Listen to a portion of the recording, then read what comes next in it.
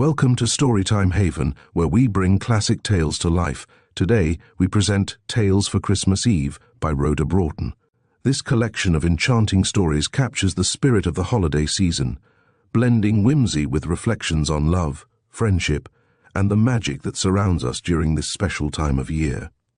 Gather around as we delve into the delightful narratives that celebrate the warmth and joy of Christmas, inviting listeners of all ages to embrace the season's charm. The Man with the Nose. Chapter 1. "Let us get a map and see what places look pleasantest," says she. "As for that," reply I, "on a map most places look equally pleasant." "Never mind, get one," I obey. "Do you like the seaside?" asks Elizabeth, lifting her little brown head and her small happy white face from the English seacoast, along which her forefinger is slowly travelling. "Since you ask me, distinctly," reply I, for once venturing to have a decided opinion of my own, which during the last few weeks of imbecility I can be hardly said to have had. I broke my last wooden spade 25 years ago. I have but a poor opinion of Cockle's sandy red-nosed things, are not they? And the air always makes me bilious." "Then we certainly will not go there," says Elizabeth, laughing. "A bilious bridegroom, alliterative but horrible. None of our friends show the least eagerness to lend us their country house. Oh, that God would put it into the hearts of men to take their wives straight home, as their fathers did," say I, with a cross groan. "It is evident, therefore, that we must go somewhere," returns she, not heeding the aspiration contained in my last speech, making her forefinger resume its employment and reaching Torquay. "I suppose so," say I, with a sort of sigh. "For once in our lives we must resign ourselves to having the finger of derision pointed at us by waiters and landlords. You shall leave your new portmanteau at home, and I will leave all my best clothes, and nobody will guess that we are bride and bridegroom. They will think that we have been married, ever since the world began," opening her eyes very wide. I shake my head. "With an old portmanteau, and in rags, we shall still have the mark of the beast upon us.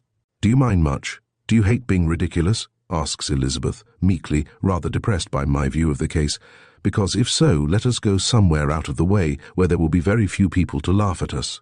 "On the contrary," return I stoutly, "we will betake ourselves to some spot where such as we do chiefly congregate, where we shall be swallowed up and lost in the multitude of our fellow sinners." A pause devoted to reflection.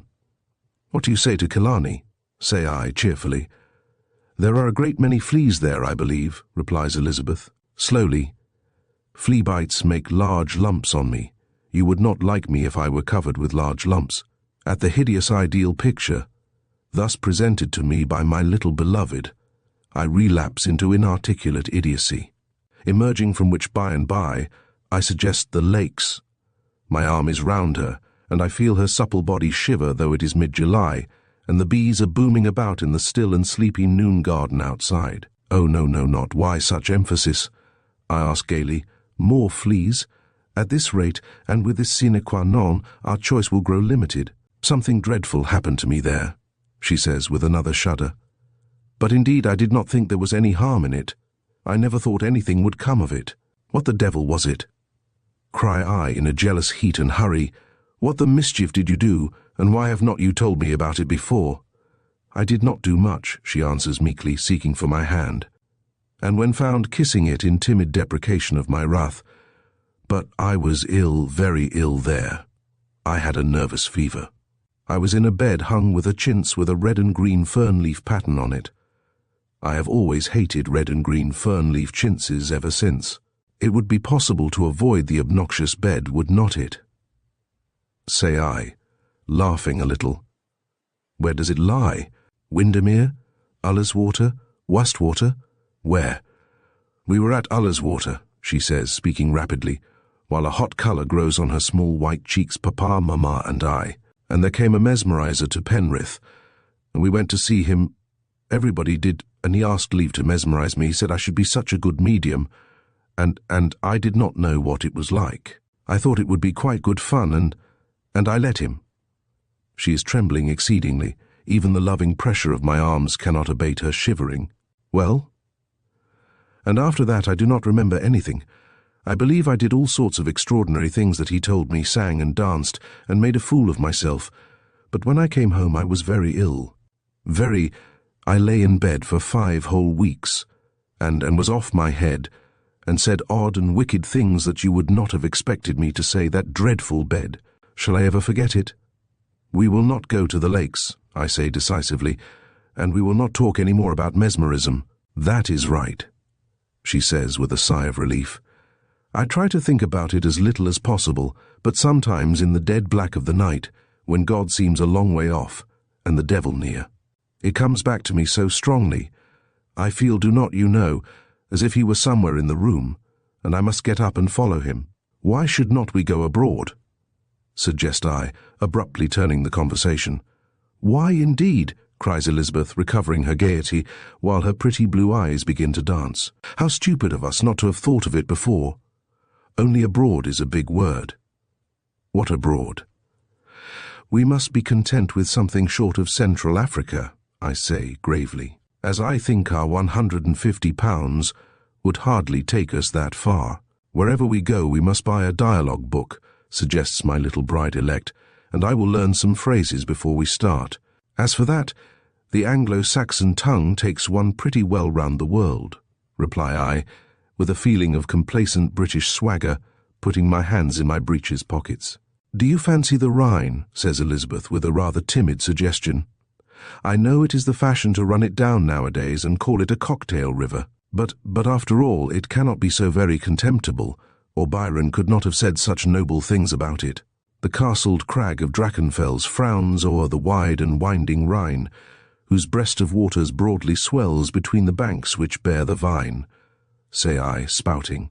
After all, that proves nothing, for Byron could have made a silk purse out of a sow's ear. The Rhine will not do then, says she, resignedly, suppressing a sigh. On the contrary, it will do admirably. It is a cocktail river, and I do not care who says it is not, reply I, with illiberal positiveness. But everybody should be able to say so from their own experience, and not from hearsay. The Rhine let it be, by all means. So the Rhine it is. Chapter 2. I have got over it, we have both got over it, tolerably, creditably, but after all it is a much severer ordeal for a man than a woman, who, with a bouquet to occupy her hands, and a veil to gently shroud her features, need merely be prettily passive. I am alluding, I need hardly say, to the religious ceremony of marriage, which I flatter myself I have gone through with a stiff sheepishness not unworthy of my country. It is a 3 days old event now, and we are getting used to belonging to one another, though Elizabeth still takes off her ring 20 times a day to admire its bright thickness, still laughs when she hears herself called Madame. 3 days ago we kissed all our friends, and left them to make themselves ill on our cake, and criticize our bridal behavior, and now we are at Brussels, she and I, feeling oddly, joyfully free from any chaperone. We have been mildly sightseeing, very mildly, most people would say, but we have resolved not to take our pleasure with the railway speed of Americans or the hasty sadness of our fellow Britons. Slowly and gaily we have been taking ours. Today we have been to visit Wiertz's pictures. Have you ever seen them, O reader? They are known to comparatively few people, but if you have a taste for the unearthly terrible, if you wish to sup full of horrors, hasten thither. We have been peering through the appointed peephole at the horrible cholera picture, the man buried alive by mistake, pushing up the lid of his coffin, and stretching a ghastly face and livid hands out of his winding sheet towards you, while awful grey-blue coffins are piled around, and noisome toads and giant spiders crawl damply about. On first seeing it, I have reproached myself for bringing one of so nervous a temperament as Elizabeth to see so haunting and hideous a spectacle, but she is less impressed than I expected, less impressed than I myself am. He is very lucky to be able to get his lid up, she says with a half-laugh. We should find it hard work to burst our brass nails, should not we? When you bury me, dear, fasten me down very slightly, in case there may be some mistake. And now, all the long and quiet July evening, we have been prowling together about the streets. Brussels is the town of towns for flannering, have been flattening our noses against the shop windows, and making each other imaginary presents. Elizabeth has not confined herself to imagination. However, she has made me buy her a little bonnet with feathers in order to look married, as she says. And the result is such a delicious picture of a child playing at being grown up, having practiced a theft on its mother's wardrobe, that for the last 2 hours I have been in a foolish ecstasy of love and laughter over her and it. We are at the Bellevue, and have a fine suite of rooms, au premier, evidently specially devoted to the English, to the gratification of whose well-known loyalty the Prince and Princess of Wales are simpering from the walls. Is there anyone in the 3 kingdoms who knows his own face as well as he knows the faces of Albert Victor and Alexandra? The long evening has at last slidden into night, far advanced night, melting into earliest day. All Brussels is asleep. 1 moment ago I also was asleep, soundly as any log. What is it that has made me take this sudden headlong plunge out of sleep into wakefulness? Who is it that is clutching at and calling upon me? What is it that is making me struggle mistily up into a sitting posture and try to revive my sleep-numbed senses? A summer night is never wholly dark. By the half-light that steals through the closed persiennes and open windows, I see my wife standing beside my bed, the extremity of terror on her face, and her fingers digging themselves with painful tenacity into my arm. Tighter, tighter. She is crying wildly. What are you thinking of? You are letting me go. Good heavens, say I, rubbing my eyes, while my muddy brain grows a trifle clearer. What is it? What has happened? Have you had a nightmare? You saw him, she says, with a sort of sobbing breathlessness. You know you did. You saw him as well as I.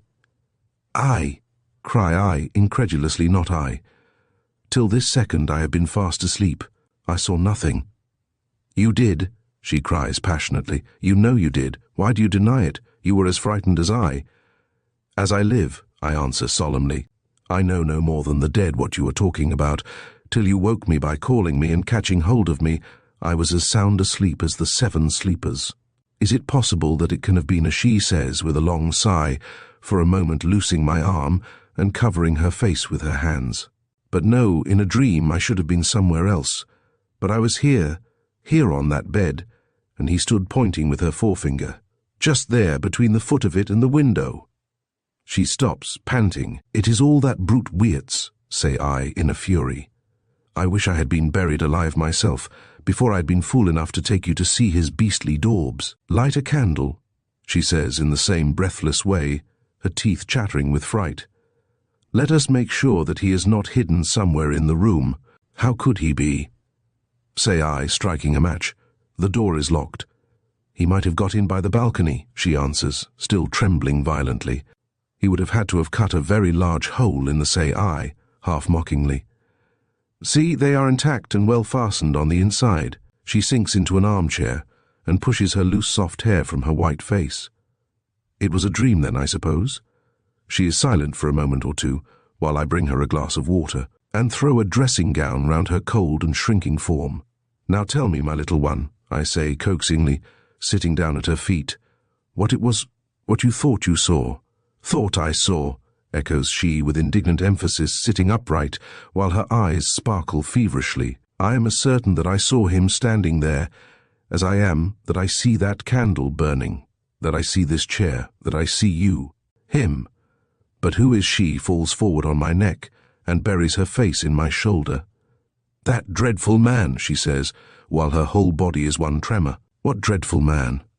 Cry I impatiently. She is silent. Who was he?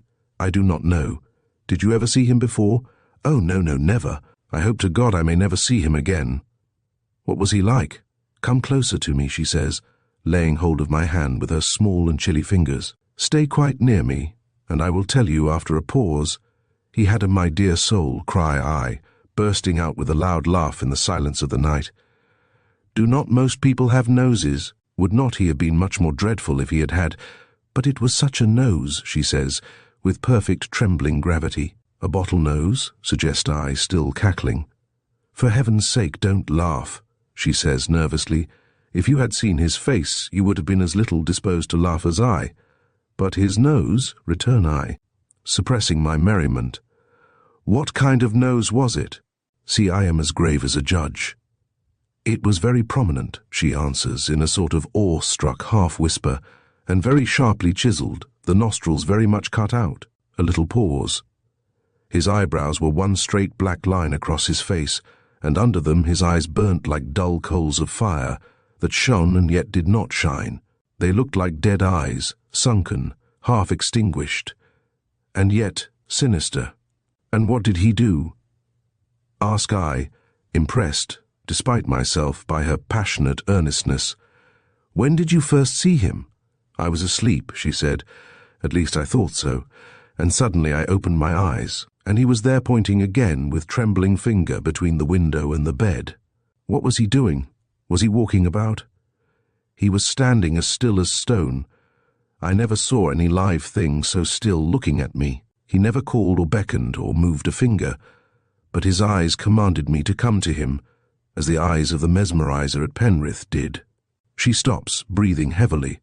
I can hear her heart's loud and rapid beats. And you? I say, pressing her more closely to my side and smoothing her troubled hair. I hated it, she cries excitedly. I loathed it, abhorred it. I was ice-cold with fear and horror, but I felt myself going to him. Yes? And then I shrieked out to you, and you came running, and caught fast hold of me, and held me tight, at first quite tight, but presently I felt your hold slacken, and though I longed to stay with you, though I was mad with fright, yet I felt myself pulling strongly away from you, going to him, and he stood there always looking, and then I gave one last loud shriek, and I suppose I awoke, and it was a dream. I never heard of a clearer case of nightmare, say I stoutly. That vile Wirtz, I should like to see his whole musée burnt by the hands of the hangman tomorrow. She shakes her head. It had nothing to say to Wirtz. What it meant I do not know, but it meant nothing, I answer reassuringly, except that for the future we will go and see none but good and pleasant sights, and steer clear of charnel house fancies. Chapter 3. Elizabeth is now in a position to decide whether the Rhine is a cocktail river or no, for she is on it, and so am I. We are sitting, with an awning over our heads, and little wooden stools under our feet. Elizabeth has a small sailor's hat and blue ribbon on her head. The river breeze has blown it rather awry, has tangled her plenteous hair, has made a faint pink stain on her pale cheeks. It is some fete day, and the boat is crowded. Tables, countless camp stools, volumes of black smoke pouring from the funnel as we steam along. Nothing to the Caledonian Canal, cries a burly Scotchman in leggings, speaking with loud authority, and surveying with an air of contempt the eternal vine-clad slopes that sound so well and look so sticky in reality, cannot hold a candle to it. A rival bride and bridegroom opposite, sitting together like lovebirds under an umbrella, looking into each other's eyes instead of at the Rhine scenery. They might as well have stayed at home, might not they? Says my wife, with a little air of superiority. Come, we are not so bad as that, are we? A storm comes on. Hailstones beat slantwise and reach our stone and sting us right under our awning. Everybody rushes down below and takes the opportunity to feed ravenously. There are few actions more disgusting than eating can be made. A handsome girl close to us, her immaturity evidenced by the two long tails of black hair down her back, is thrusting her knife halfway down her throat. Come on deck again, says Elizabeth, disgusted and frightened at this last sight. The hail was much better than this. So we return to our camp stools and sit alone under one mackintosh in the lashing storm, with happy hearts and empty stomachs. Is not this better than any luncheon? Asks Elizabeth, triumphantly, while the raindrops hang on her long curled lashes. Infinitely better, reply I, madly struggling with the umbrella to prevent its being blown inside out, and gallantly ignoring a species of gnawing sensation at my entrails. The squall clears off by and by, and we go steaming on past the unnumbered little villages by the water's edge with church spires and pointed roof, past the countless rocks with their little pert castles perched on the top of them, past the tall, stiff poplar rows. The church bells are ringing gaily as we go by. A nightingale is singing from a wood. The black eagle of Prussia droops on the stream behind us, swish swish through the dull green water. A fat woman who is interested in it leans over the back of the boat and, by some happy effect of crinoline, displays to her fellow passengers 2 yards of thick white cotton legs. She is, fortunately for herself, unconscious of her generosity. The day steals on. At every stopping place more people come on. There is hardly elbow room, and what is worse, almost everybody is drunk. Rocks, castles, villages, poplars slide by, while the paddles churn always the water, and the evening draws greyly on. At Bingen, a party of big blue Prussian soldiers, very drunk, glorious as tam o' shanter, come and establish themselves close to us. They call for lager beer, talk at the tip-top of their strong voices. 2 of them begin to spar. All seem inclined to sing. Elizabeth is frightened. We are 2 hours late in arriving at Biebrich. It is half an hour more before we can get ourselves and our luggage into a carriage and set off along the winding road to Wiesbaden. The night is chilly but not dark. There is only a little shabby bit of a moon, but it shines as hard as it can. Elizabeth is quite worn out. Her tired head droops in uneasy sleep on my shoulder. Once she wakes up with a start. "Are you sure that it meant nothing?" she asks, looking me eagerly in my face. "Do people often have such dreams?" "Often, often," I answer reassuringly. "I am always afraid of falling asleep now," she says, trying to sit upright and keep her heavy eyes open, "for fear of seeing him standing there again. Tell me, do you think I shall? Is there any chance, any probability of it?" "None, none." We reach Wiesbaden at last and drive up to the Hotel des Quatre Saisons. By this time, it is full midnight. 2 or 3 men are standing about the door. Morris, the maid, has got out, so have I, and I am holding out my hand to Elizabeth when I hear her give one piercing scream, and see her with ash-white face and starting eyes point with her forefinger. "There he is, there, here!" I look in the direction indicated, and just catch a glimpse of a tall figure, standing half in the shadow of the night, half in the gaslight from the hotel. I have not time for more than one cursory glance, as I am interrupted by a cry from the bystanders, and turning quickly round, am just in time to catch my wife, who falls in utter insensibility into my arms. We carry her into a room on the ground floor. It is small, noisy, and hot, but it is the nearest at hand. In about an hour she reopens her eyes. A strong shudder makes her quiver from head to foot. "Where is he?" she says in a terrified whisper, as her senses come slowly back. "He is somewhere near. I feel that he is." "My dearest child, there is no one here but Morris and me," I answer soothingly. "Look for yourself. See." I take one of the candles and light up each corner of the room in succession. "You saw him," she says, in trembling hurry, sitting up and clenching her hands together. "I know you did. I pointed him out to you. You cannot say that it was a dream this time.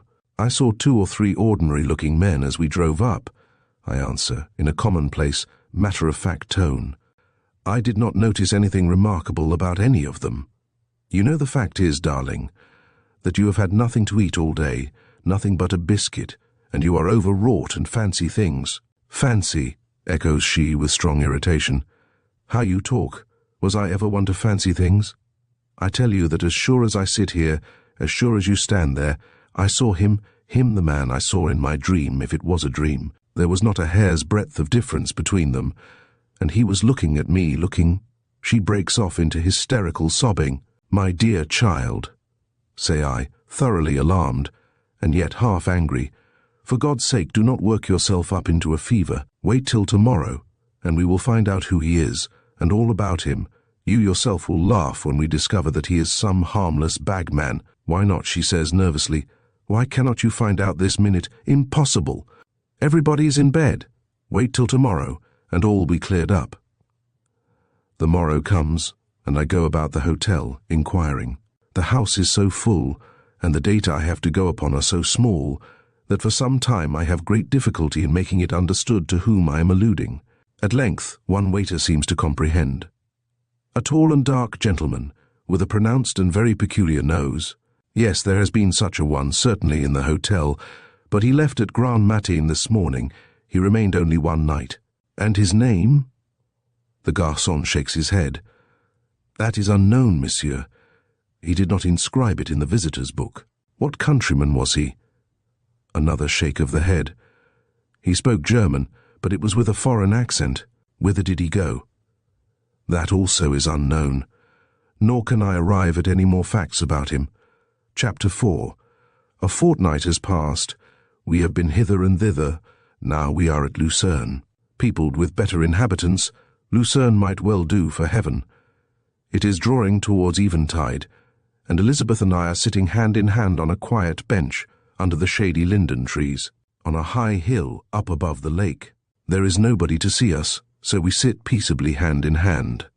Up by the still and solemn monastery we came, with its small and narrow windows, calculated to hinder the Holy Fathers from promenading curious eyes on the world, the flesh and the devil, tripping past them in blue gauze veils, below us grass and green trees, houses with high-pitched roofs, little dormer windows, and shutters yet greener than the grass. Below us the lake in its rippleless peace, calm, quiet, motionless as Bethesda's pool before the coming of the troubling angel. I said it was too good to last, say I doggedly. Did not I, only yesterday? Perfect peace, perfect sympathy, perfect freedom from nagging worries. When did such a state of things last more than 2 days? Elizabeth's eyes are idly fixed on a little steamer with a stripe of red along its side, and a tiny puff of smoke from its funnel, gliding along and cutting a narrow white track on Lucerne's sleepy surface. This is the 5th false alarm of the gout having gone to his stomach within the last 2 years, continue I, resentfully. I declare to heaven that if it has not really gone there this time, I'll cut the whole concern. Let no one cast up their eyes in horror, imagining that it is my father to whom I am thus alluding. It is only a great-uncle by marriage, in consideration of whose wealth and vague promises I have dawdled professionless through 28 years of my life. You must not go, says Elizabeth, giving my hand an imploring squeeze. The man in the Bible said, I have married a wife, and therefore I cannot come. Why should it be a less valid excuse nowadays? If I recollect rightly, it was considered rather a poor one even then, reply I dryly. Elizabeth is unable to contradict this. She therefore only lifts 2 pouted lips. Monsieur Taine objects to the redness of English women's mouths, but I do not to be kissed, and says, stay. I am good enough to comply with her unspoken request, though I remain firm with regard to her spoken one. My dearest child, I say, with an air of worldly experience and superior wisdom, kisses are very good things. In fact, there are few better, but one cannot live upon them. Let us try, she says coaxingly. I wonder which would get tired first, I say, laughing, but she only goes on pleading, stay, stay, how can I stay? I cry impatiently, you talk as if I wanted to go. Do you think it is any pleasanter to me to leave you than to you to be left? But you know his disposition, his rancorous resentment of fancied neglects.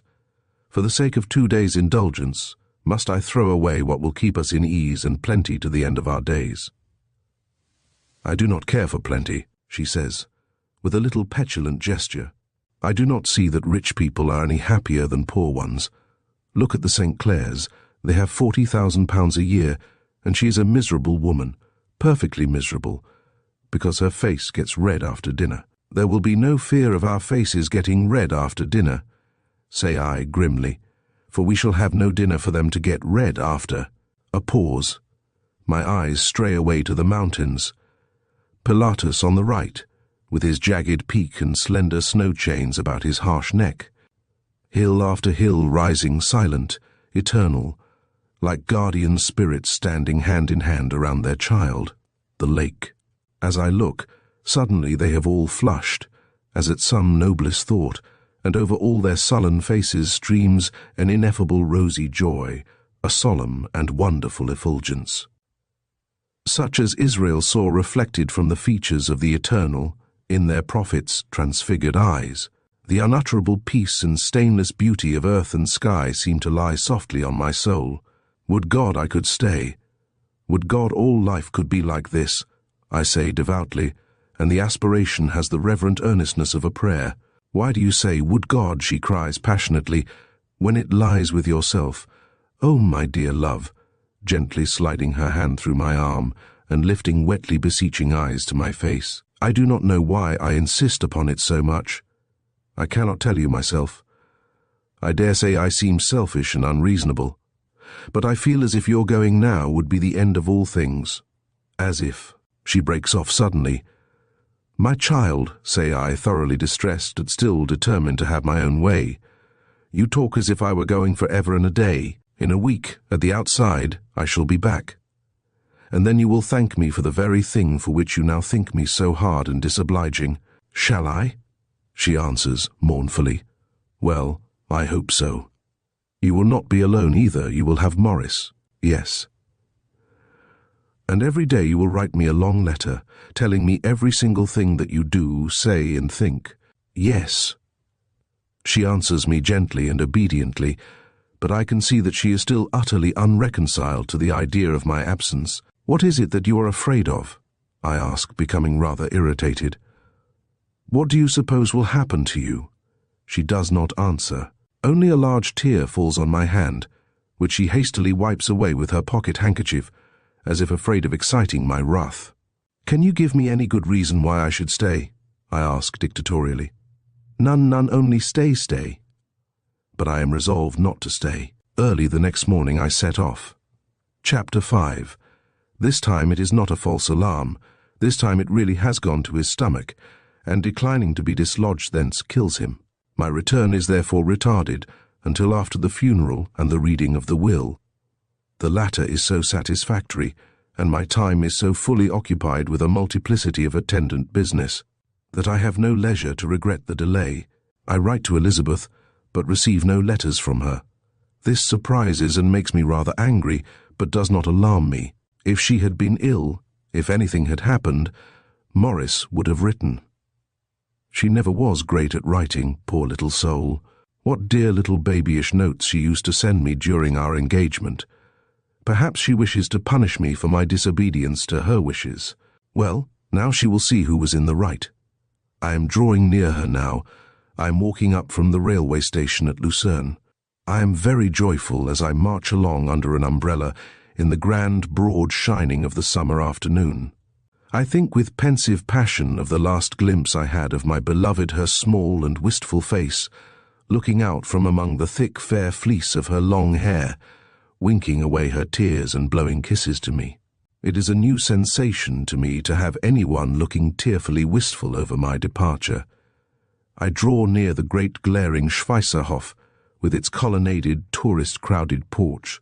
Here are all the pomegranates as I left them, in their green tubs, with their scarlet blossoms and the dusty oleanders in a row. I look up at our windows. Nobody is looking out from them. They are open, and the curtains are alternately swelled out and drawn in by the softly playful wind.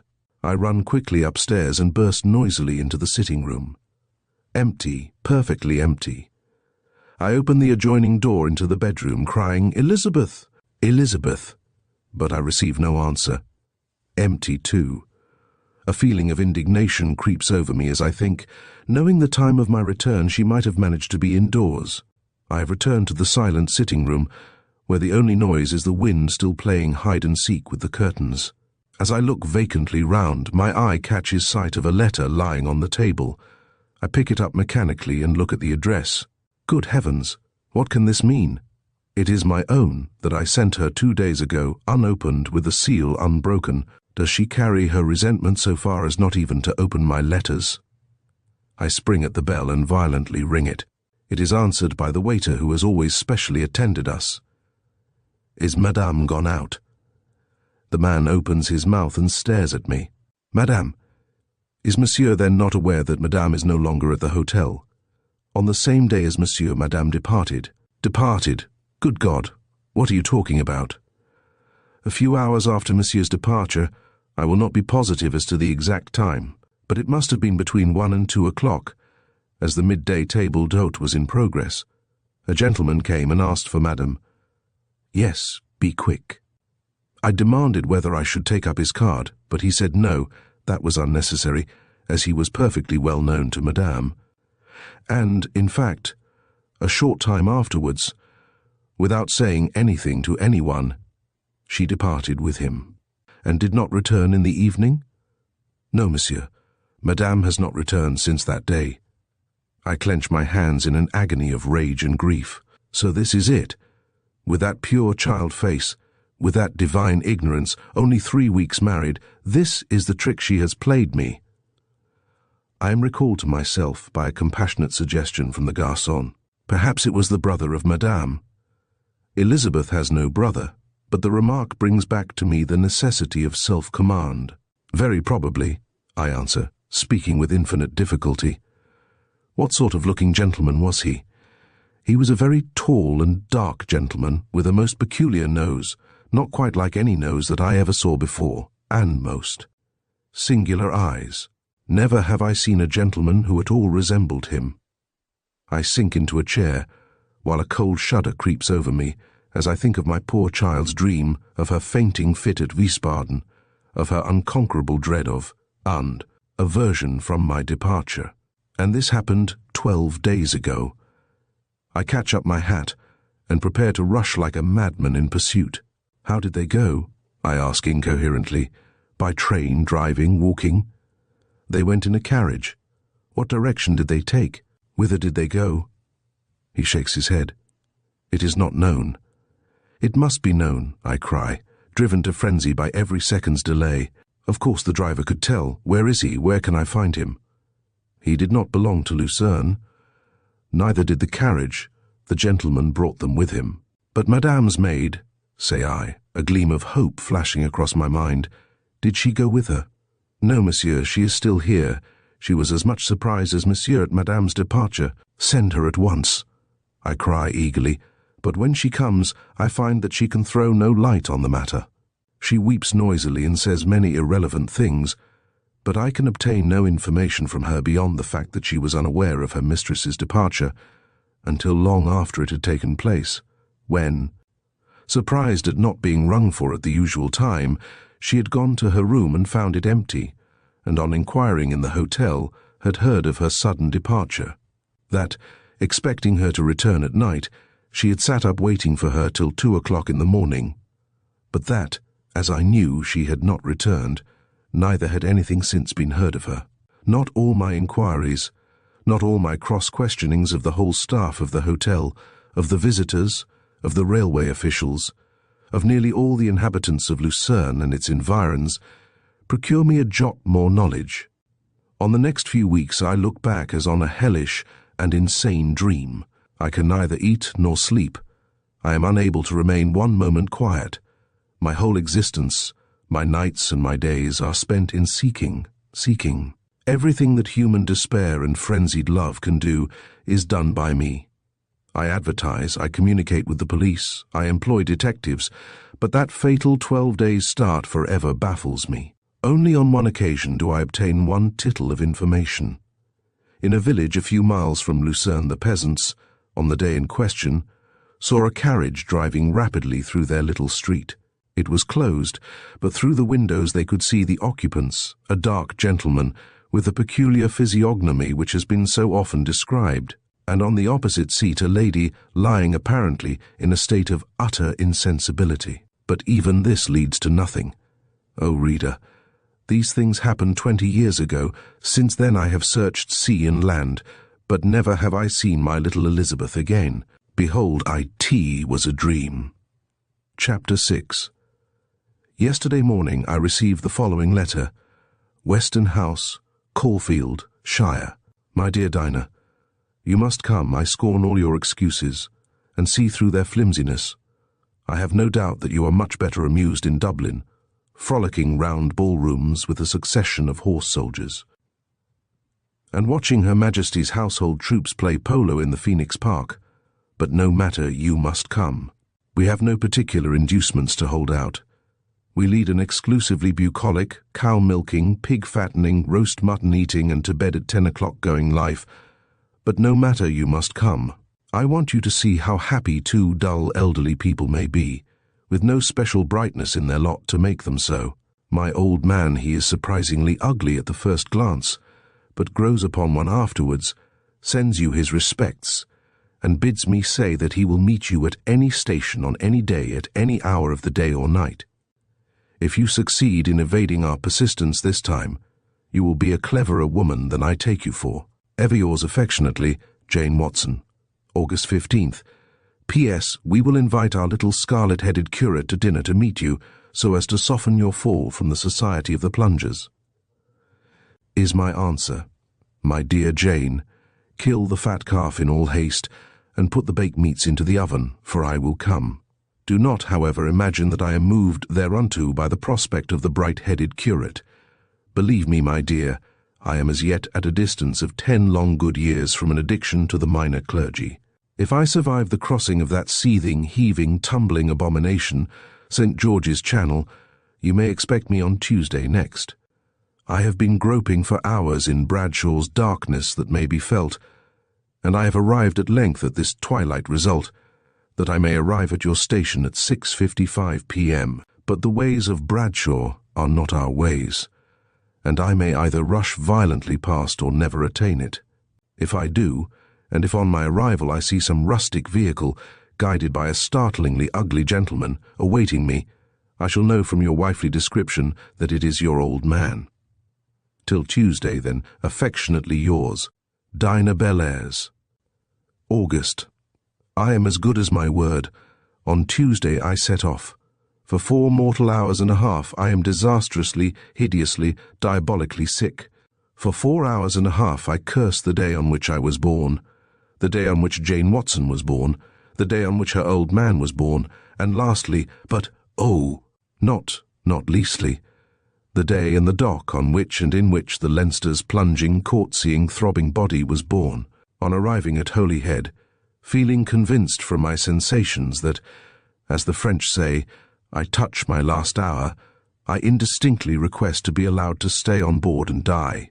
Then and there, but as the stewardess and my maid take a different view of my situation, and insist upon forcing my cloak and bonnet on my dying body and limp head, I at length succeed in staggering on deck and off the accursed boat.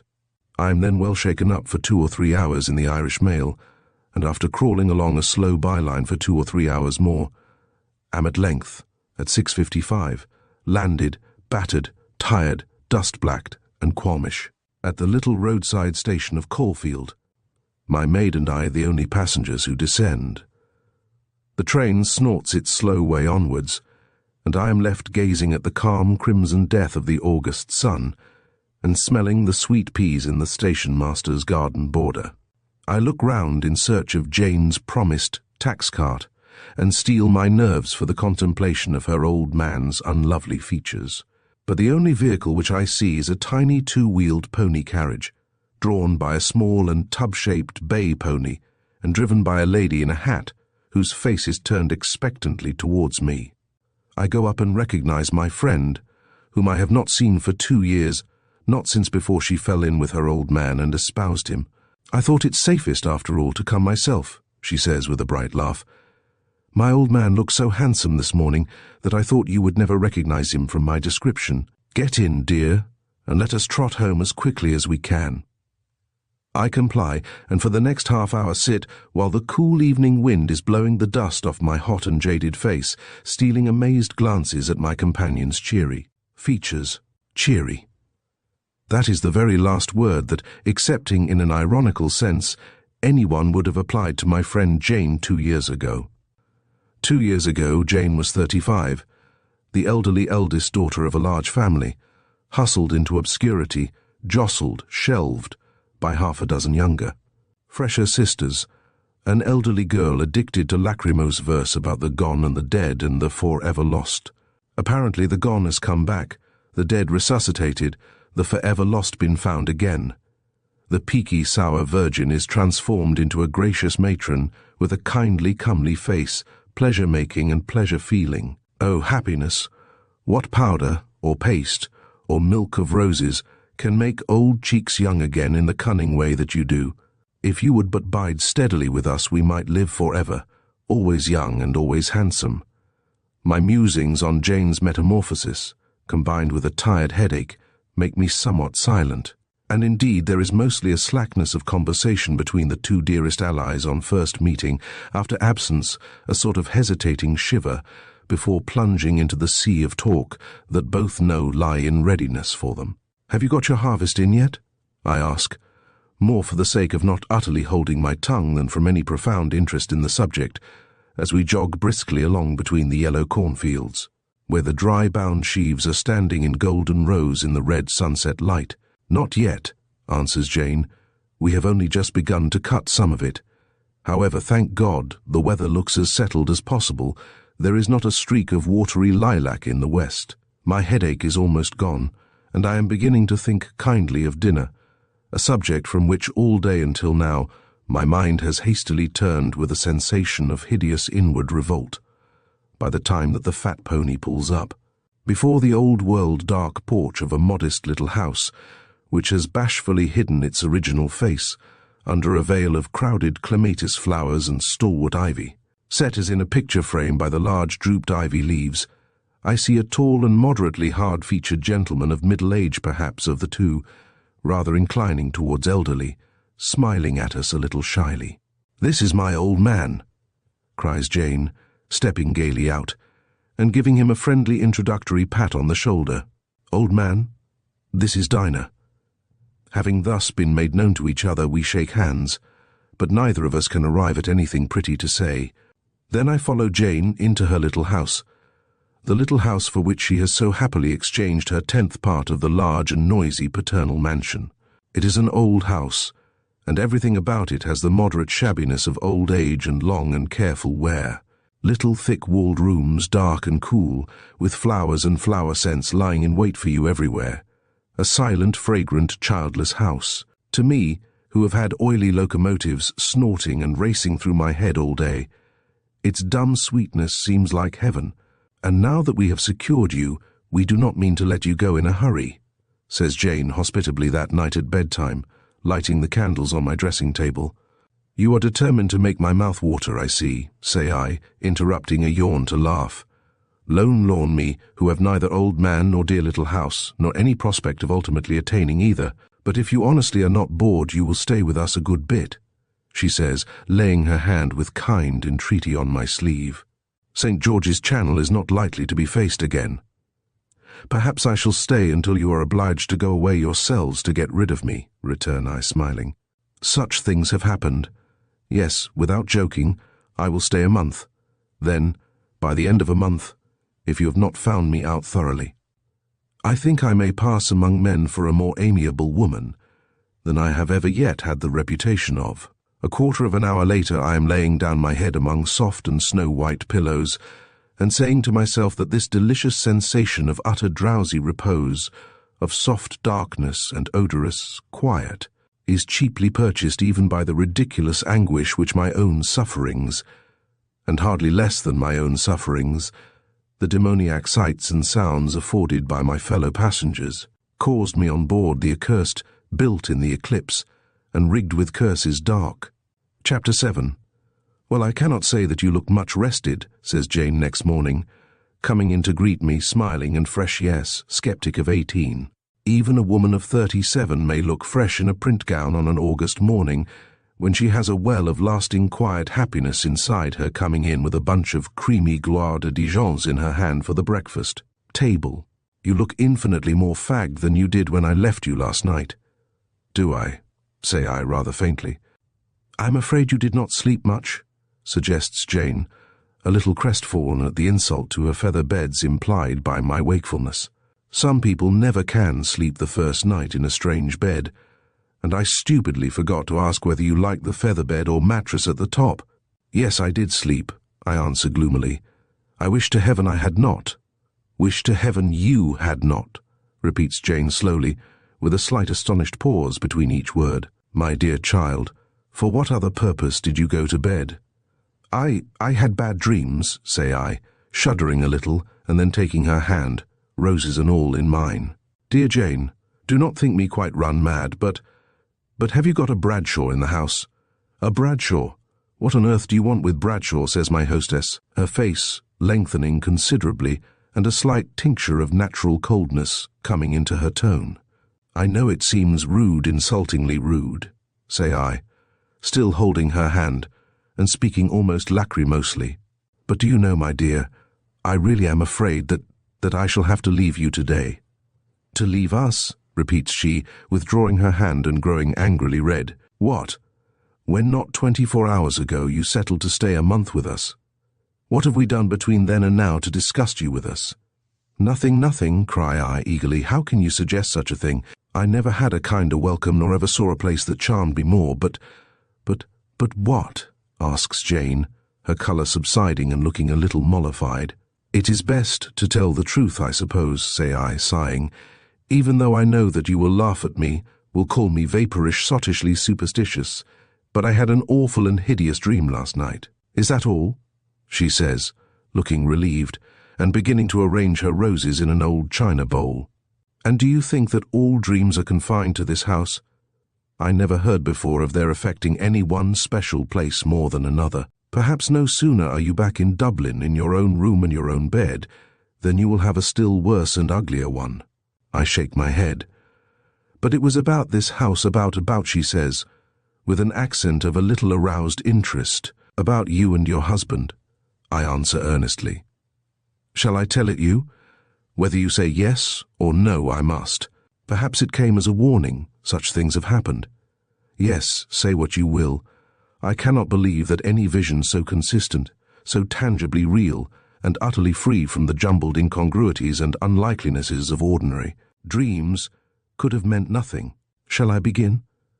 "By all means," answers Mrs. Watson, sitting down in an armchair and smiling easily. "I'm quite prepared to listen and disbelieve." "You know," say I narratively, coming and standing close before her, "how utterly tired out I was when you left me last night. I could hardly answer your questions for yawning. I do not think that I was 10 minutes in getting into bed, and it seemed like heaven when I laid my head down on the pillow. I felt as if I should sleep till the day of judgment.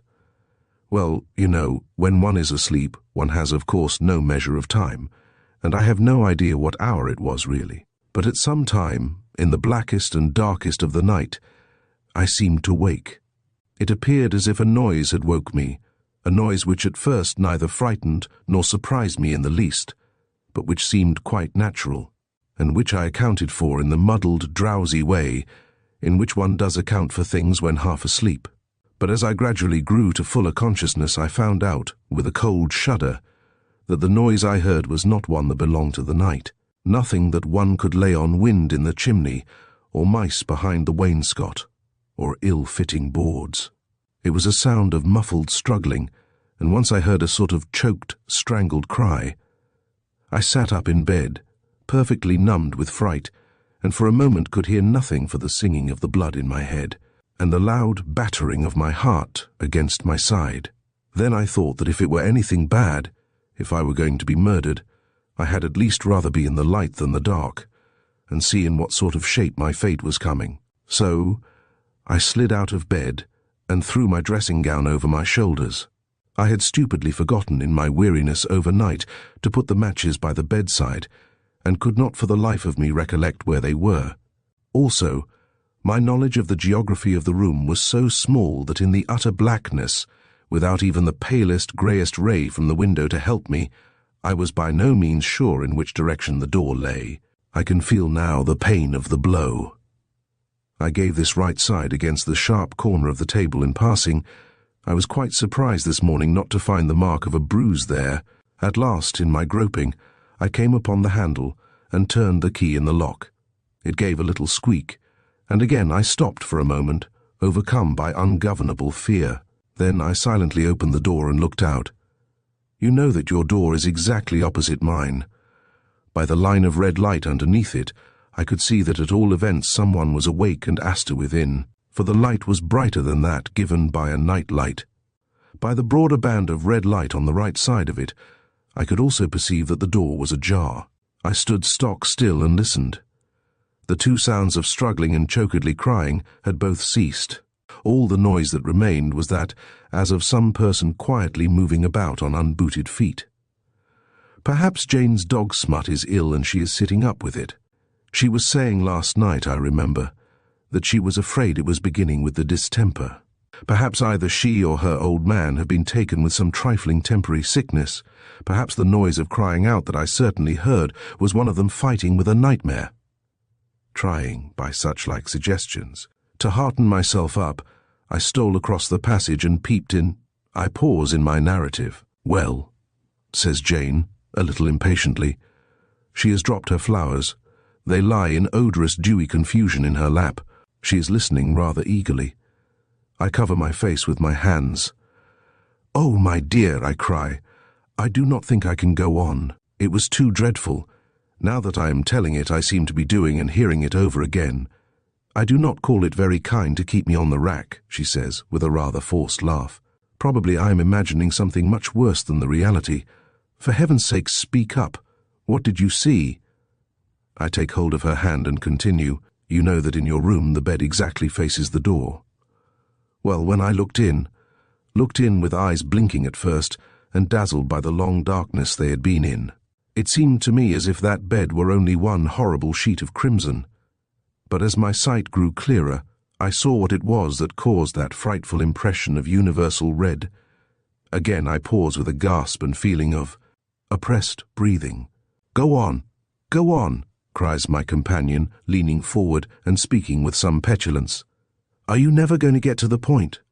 "Jane," say I solemnly, "do not laugh at me, nor pooh-pooh me, for it is God's truth, as clearly and vividly as I see you now. Strong, flourishing and alive, so clearly, so vividly, with no more of dream haziness nor of contradiction in details than there is in the view I now have of this room, and of you. I saw you and your husband, lying murderer-drowned in your own blood." "What, both of us?" she says, trying to laugh, but her healthy cheek has rather paled. "Both of you," I answer with growing excitement. "You, Jane, had evidently been the one first attack taken off in your sleep, for you were lying just as you would have lain in slumber, only that across your throat from there to there, touching first one ear and then the other, there was a huge and yawning gash." "Pleasant," replies she with a slight shiver. "I never saw anyone dead," continue I earnestly, "never until last night. I had not the faintest idea how dead people looked, even people who died quietly, nor has any picture ever given me at all a clear conception of death's dread look. How then could I have imagined the hideous contraction and distortion of feature, the staring, starting, open eyes glazed yet agonized, the tightly clenched teeth that go to make up the picture? That is now, this very minute, standing out in ugly vividness before my mind's eye. I stop, but she does not avail herself of the pause to make any remark. Neither does she look any longer at all laughingly inclined. "And yet," continue I, with a voice shaken by emotion, "it was you, very you, not partly you and partly someone else, as is mostly the case in dreams, but as much you, as the you I am touching now," laying my finger on her arm as I speak. "And my old man Robin," says poor Jane, rather tearfully, after a moment's silence. "What about him? Did you see him? Was he dead too?" "It was evidently he whom I had heard struggling and crying," I answer with a strong shudder, which I cannot keep down, for it was clear that he had fought for his life. He was lying half on the bed and half on the floor, and one clenched hand was grasping a great piece of the sheet. He was lying head downwards, as if, after his last struggle, he had fallen forwards. All his grey hair was reddened and stained, and I could see that the rift in his throat was as deep as that in yours. "I wish you would stop," cries Jane, pale as ashes, and speaking with an accent of unwilling terror. "You are making me quite sick." "I must finish," I answer earnestly. "Since it has come in time, I am sure it has come for some purpose. Listen to me till the end. It is very near."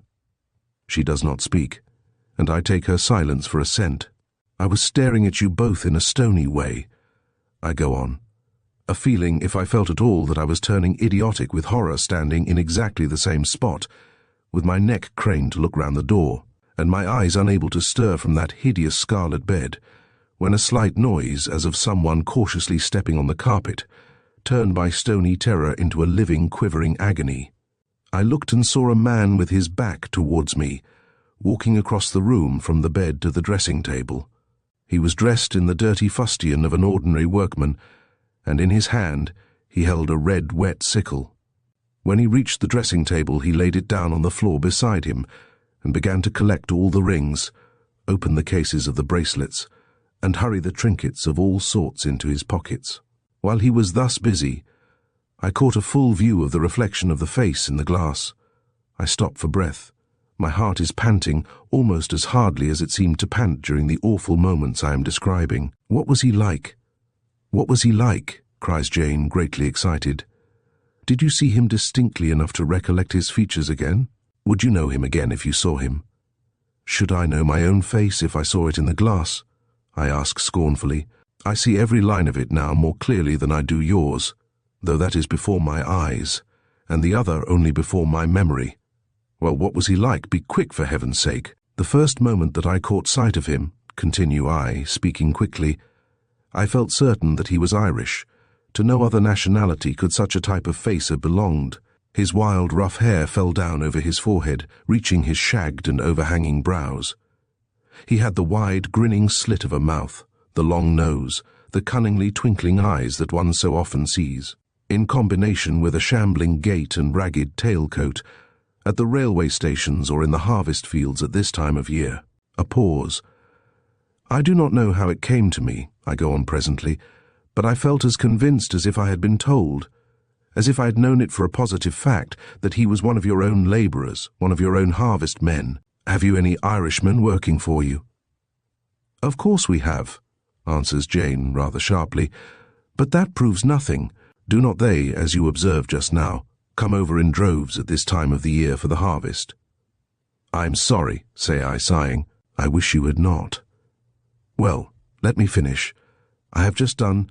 I had been holding the door handle mechanically in my hand. I suppose I pulled it unconsciously towards me, for the door hinge creaked a little, but quite audibly. To my unspeakable horror, the man turned round and saw me. Good God!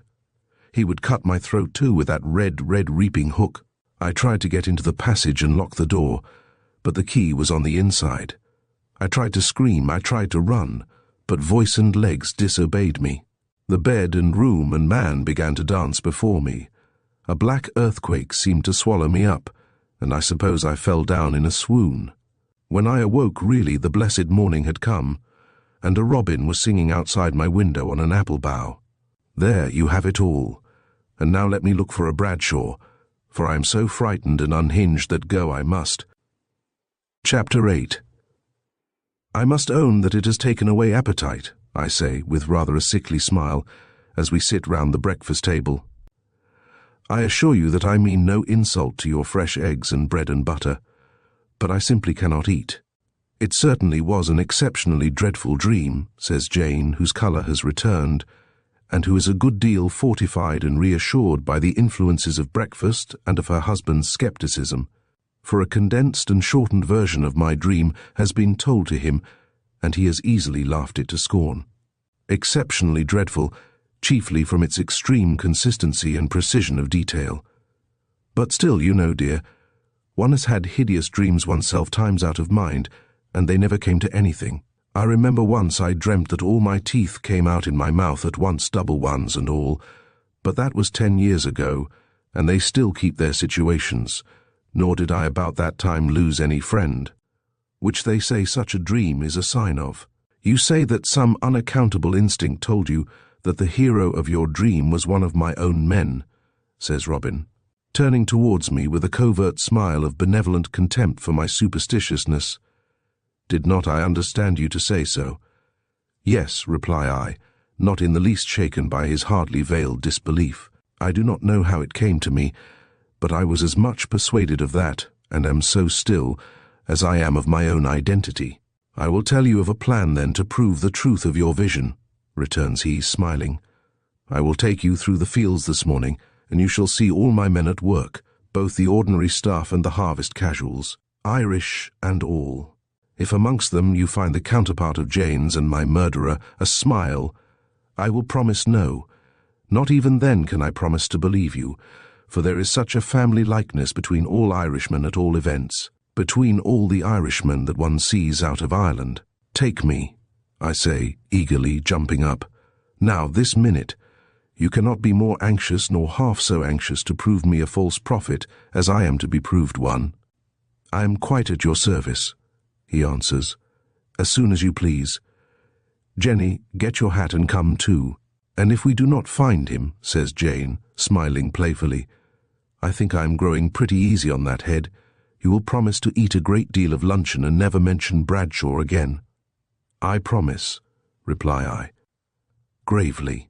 And if, on the other hand, we do find him, you will promise to put no more obstacles in the way of my going, but will let me depart in peace without taking any offence thereat. It is a bargain, she says gaily. Witness Robin. So we set off in the bright dewiness of the morning, on our walk over Robin's farm. It is a grand harvest day, and the whitened sheaves are everywhere drying in the genial sun.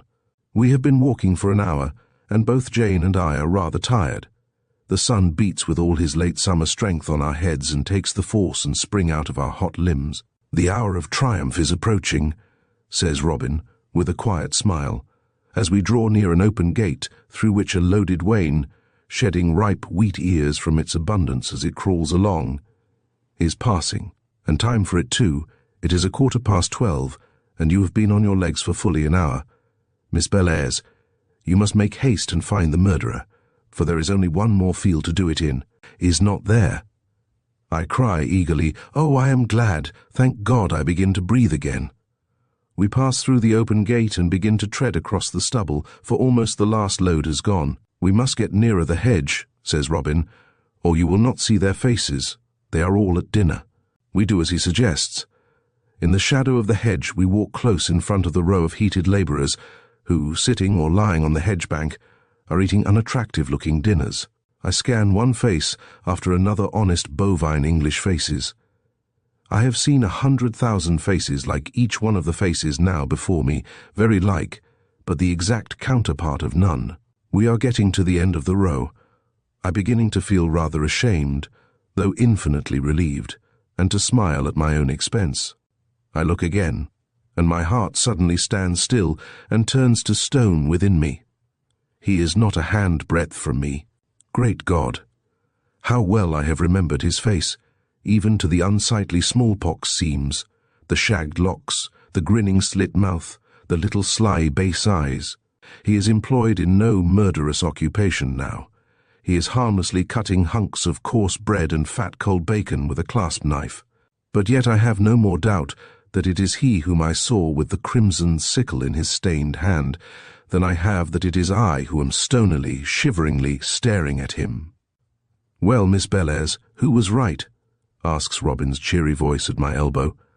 Perish Bradshaw and all his labyrinths. Are you satisfied now? Good heavens!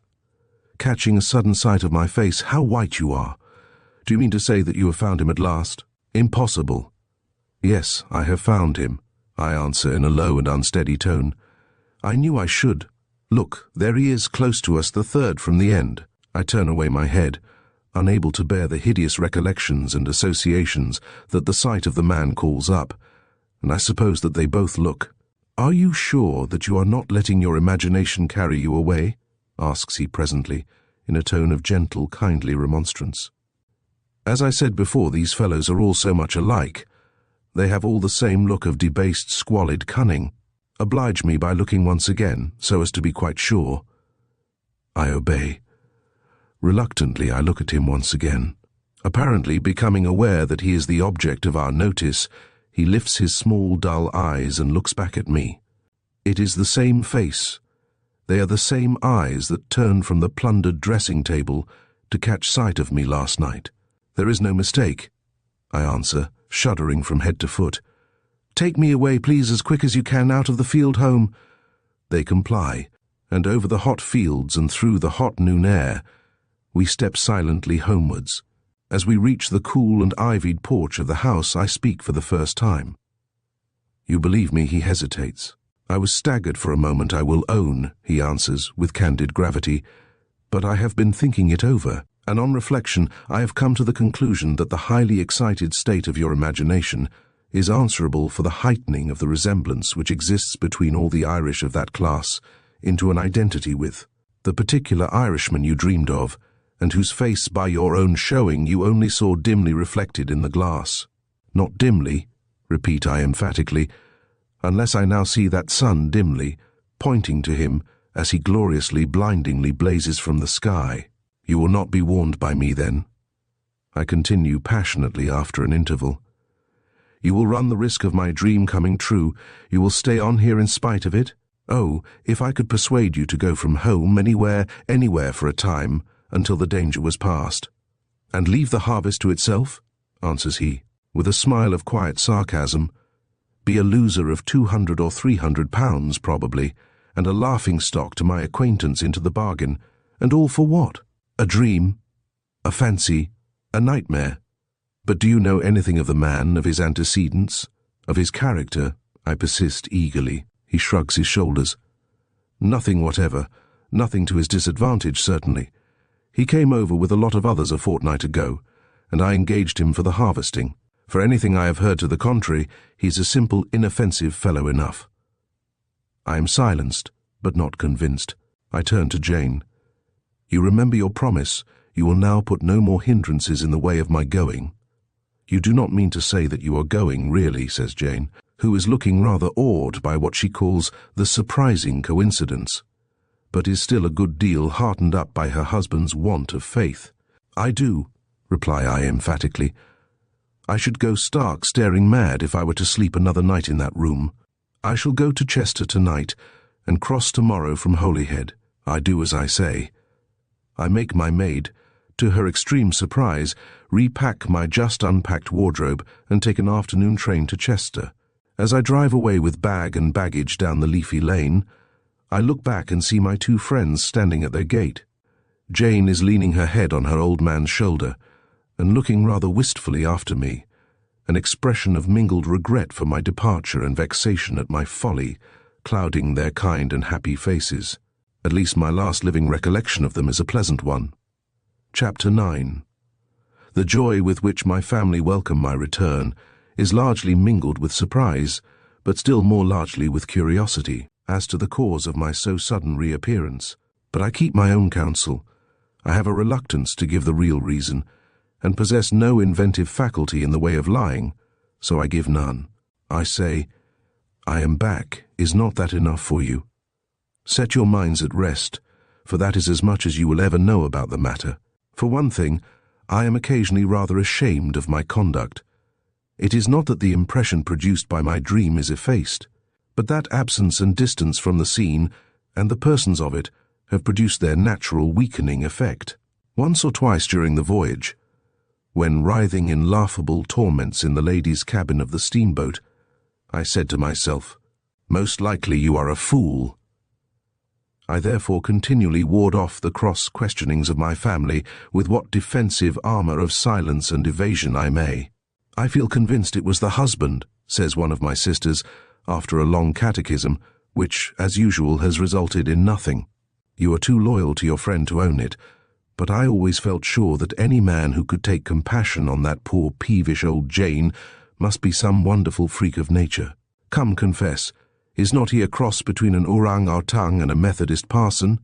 He is nothing of the kind, reply I, in some heat, recalling the libelled Robin's clean, fresh-coloured human face. You will be very lucky if you ever secure any one half so kind, pleasant, and gentlemanlike. 3 days after my return, I receive a letter from Jane, Weston House, Caulfield. My dear Dinah, I hope you are safe home again, and that you have made up your mind that 2 crossings of St. George's Channel within 48 hours are almost as bad as having your throat cut. According to the programme you laid out for us, I have good news for you. Our murderer-elect is gone. After hearing of the connection that there was to be between us, Robin naturally was rather interested in him, and found out his name, which is the melodious one of Watty Doolan. After asking his name, he asked other things about him, and finding that he never did a stroke of work, and was inclined to be tipsy and quarrelsome, he paid and packed him off at once. He is now, I hope, on his way back to his native shores, And if he murder anybody, it will be you, my dear. Goodbye, Dinah. Hardly yet have I forgiven you for the way in which you frightened me with your graphic description of poor Robin and me, with our heads loose and waggling. Ever yours affectionately, Jane Watson. I fold up this note with a feeling of exceeding relief and a thorough faith that I have been a superstitious, hysterical fool. More resolved than ever am I to keep the reason for my return profoundly secret from my family. The next morning but one we are all in the breakfast room after breakfast, hanging about and looking at the papers. My sister has just thrown down the Times, with a pettish exclamation that there is nothing in it, and that it really is not worthwhile paying 3p a day to see nothing but advertisements and police reports. I pick it up as she throws it down, and look listlessly over its tall columns from top to bottom. Suddenly, my listlessness vanishes. What is this that I am reading? This in staring capitals. Shocking tragedy at Caulfield, double murder. I am in the middle of the paragraph before I realize what it is. From an early hour of the morning, this village has been the scene of deep and painful excitement in consequence of the discovery of the atrocious murder of Mr. and Mrs. Watson of Weston House, two of its most respected inhabitants. It appears that the deceased had retired to rest on Tuesday night at their usual hour, and in their usual health and spirits. The housemaid, on going to call them at the accustomed hour on Wednesday morning, received no answer, in spite of repeated knocking. She therefore at length opened the door and entered. The rest of the servants, attracted by her cries, rushed to the spot and found the unfortunate gentleman and lady lying on the bed with their throats cut from ear to ear. Life must have been extinct for some hours, as they were both perfectly cold.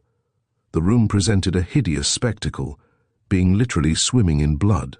A reaping hook, evidently the instrument with which the crime was perpetrated, was picked up near the door. An Irish labourer of the name of Watty Doolan, discharged by the lamented gentleman a few days ago on account of misconduct, has already been arrested on strong suspicion.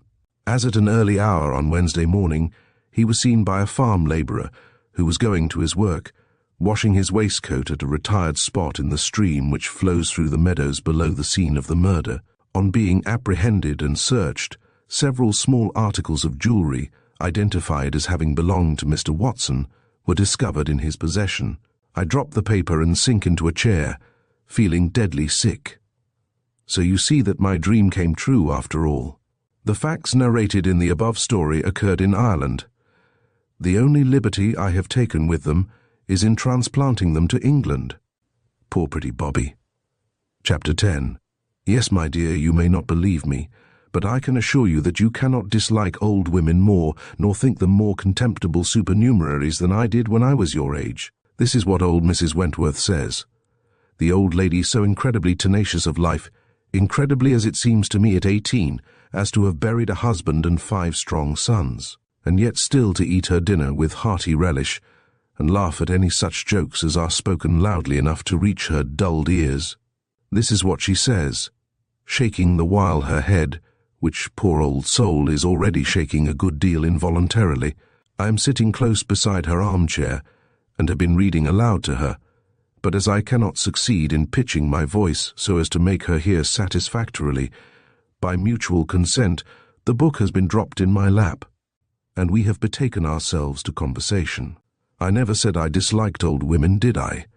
Reply I evasively, being too truthful altogether to deny the soft impeachment. What makes you think I do? They are infinitely preferable to old men.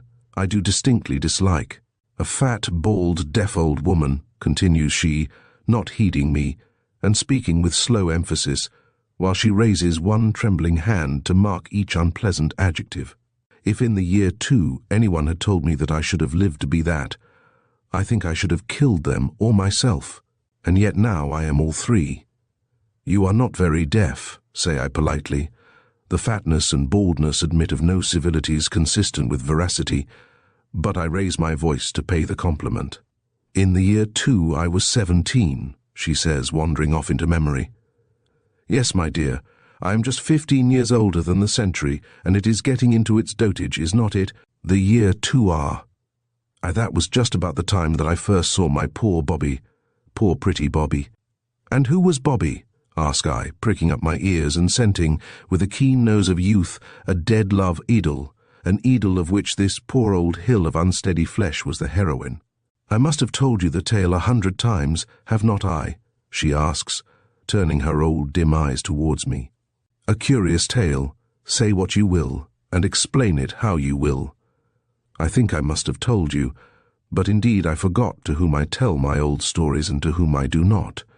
Well, my love, you must promise to stop me if you have heard it before, but to me, you know, these old things are so much clearer than the things of yesterday. You never told me, Mrs. Hamilton, I say, and say truthfully, for being a new acquaintance, I really have not been made acquainted with Bobby's history. Would you mind telling it me now, if you are sure that it would not bore you? Bobby, she repeats softly to herself. Bobby, I dare say you do not think it a very pretty name. Not particularly, reply I honestly. To tell you the truth, it rather reminds me of a policeman. I dare say, she answers quietly. And yet in the year 2, I grew to think it the handsomest, dearest name on earth. Well, if you like, I will begin at the beginning and tell you how that came about. Do, say I, drawing a stocking out of my pocket and thriftily beginning to knit to assist me in the process of listening. In the year 2, we were at war with France, you know that, of course. It seemed then as if war were our normal state. I could hardly remember a time when Europe had been at peace.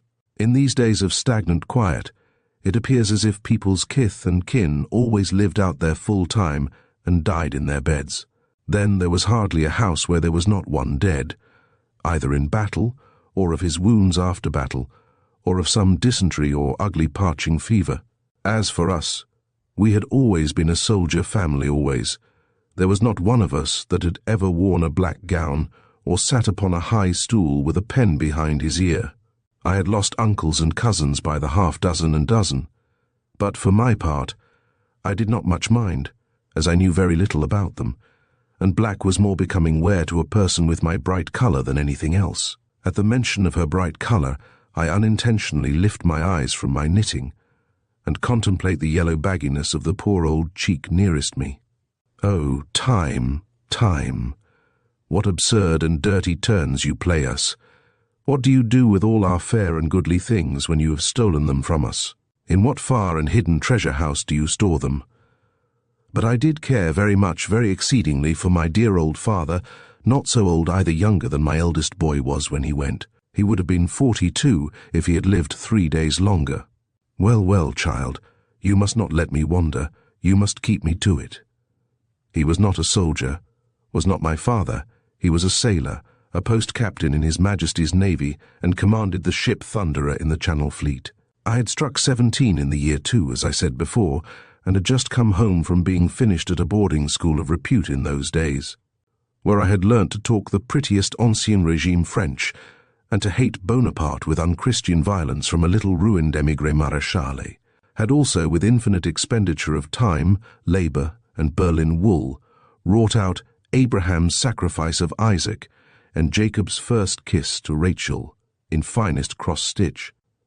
Now I had bidden adieu to learning, had inly resolved never to disinter Telemaque and Thompson's Seasons from the bottom of my trunk, had taken a holiday from all my accomplishments, with the exception of cross-stitch, to which I still faithfully adhered, and indeed, on the day I am going to mention, I recollect that I was hard at work on Judas Iscariot's face in Leonardo da Vinci's Last Supper, hard at work at it, sitting in the morning sunshine, on a straight-backed chair. We had flatter backs in those days. Our shoulders were not made round by lolling in easy chairs. Indeed, no then upholsterer made a chair that it was possible to loll in. My father rented a house near Plymouth at that time, an in-and-out nooky kind of old house. No doubt it has fallen to pieces long years ago, a house all set round with unnumbered flowers, and about which the rooks clamoured all together from the windy elm tops. I was labouring in flesh-coloured wool on Judas's left cheek, when the door opened and my mother entered. She looked as if something had freshly pleased her, and her eyes were smiling. In her hand she held an open, evidently just read letter. "A messenger has come from Plymouth," she says, advancing quickly and joyfully towards me. "Your father will be here this afternoon. This afternoon. cry I at the top of my voice, pushing away my heavy work frame. How delightful! But how? How can that happen? They have had a brush with a French privateer, she answers, sitting down on another straight-back chair and looking again over the large square letter, destitute of envelope, for such things were not in those days. And then they succeeded in taking her, yet they were a good deal knocked about in the process and have had to put into Plymouth to refit, so he will be here this afternoon for a few hours. Hurrah! Cry I, rising, holding out my scanty skirts, and beginning to dance. Bobby Gerard is coming with him, continues my mother, again glancing at her dispatch. Poor boy, he has had a shot through his right arm, which has broken the bone, so your father is bringing him here for us to nurse him well again. I stop in my dancing. Hurrah again, I say brutally. I do not mean about his arm, of course I am very sorry for that, but at all events I shall see him at last. I shall see whether he is like his picture, and whether it is not as egregiously flattered as I have always suspected. There were no photographs, you know, in those days, not even hazy daguerreotypes. It was 50 good years, too soon for them. The picture to which I allude is a miniature, at which I had stolen many a deeply longingly admiring glance in its velvet case. It is almost impossible for a miniature not to flatter. To the most coarse-skinned and mealy potato-faced people, it cannot help giving cheeks of the texture of a rose-leaf and brows of the grain of finest marble. Yes, replies my mother, absently. So you will. Well, I must be going to give orders about his room. He would like one looking on the garden best, do not you think, Phoebe? One where he could smell the flowers and hear the birds. Mother goes, and I fall into a meditation. Bobby Gerard is an orphan. A few years ago his mother, who was an old friend of my father's, who knows, perhaps an old love-feeling her end drawing nigh, had sent for father, and had asked him, with eager dying tears, to take as much care of her pretty forlorn boy as he could, and to shield him a little in his tender years from the evils of this wicked world, and to be to him a wise and kindly guardian, in the place of those natural ones that God had taken, and father had promised, and when he promised there was small fear of his not keeping his word. This was some years ago, and yet I had never seen him nor he me. He had been almost always at sea and I at school. I had heard plenty about him, about his sayings, his waggeries, his mischievousness, his soft-heartedness, and his great and unusual comeliness. But his outward man, save as represented in that stealthily peeped-at miniature, had I never seen. They were to arrive in the afternoon, but long before the hour at which they were due, I was waiting with expectant impatience to receive them.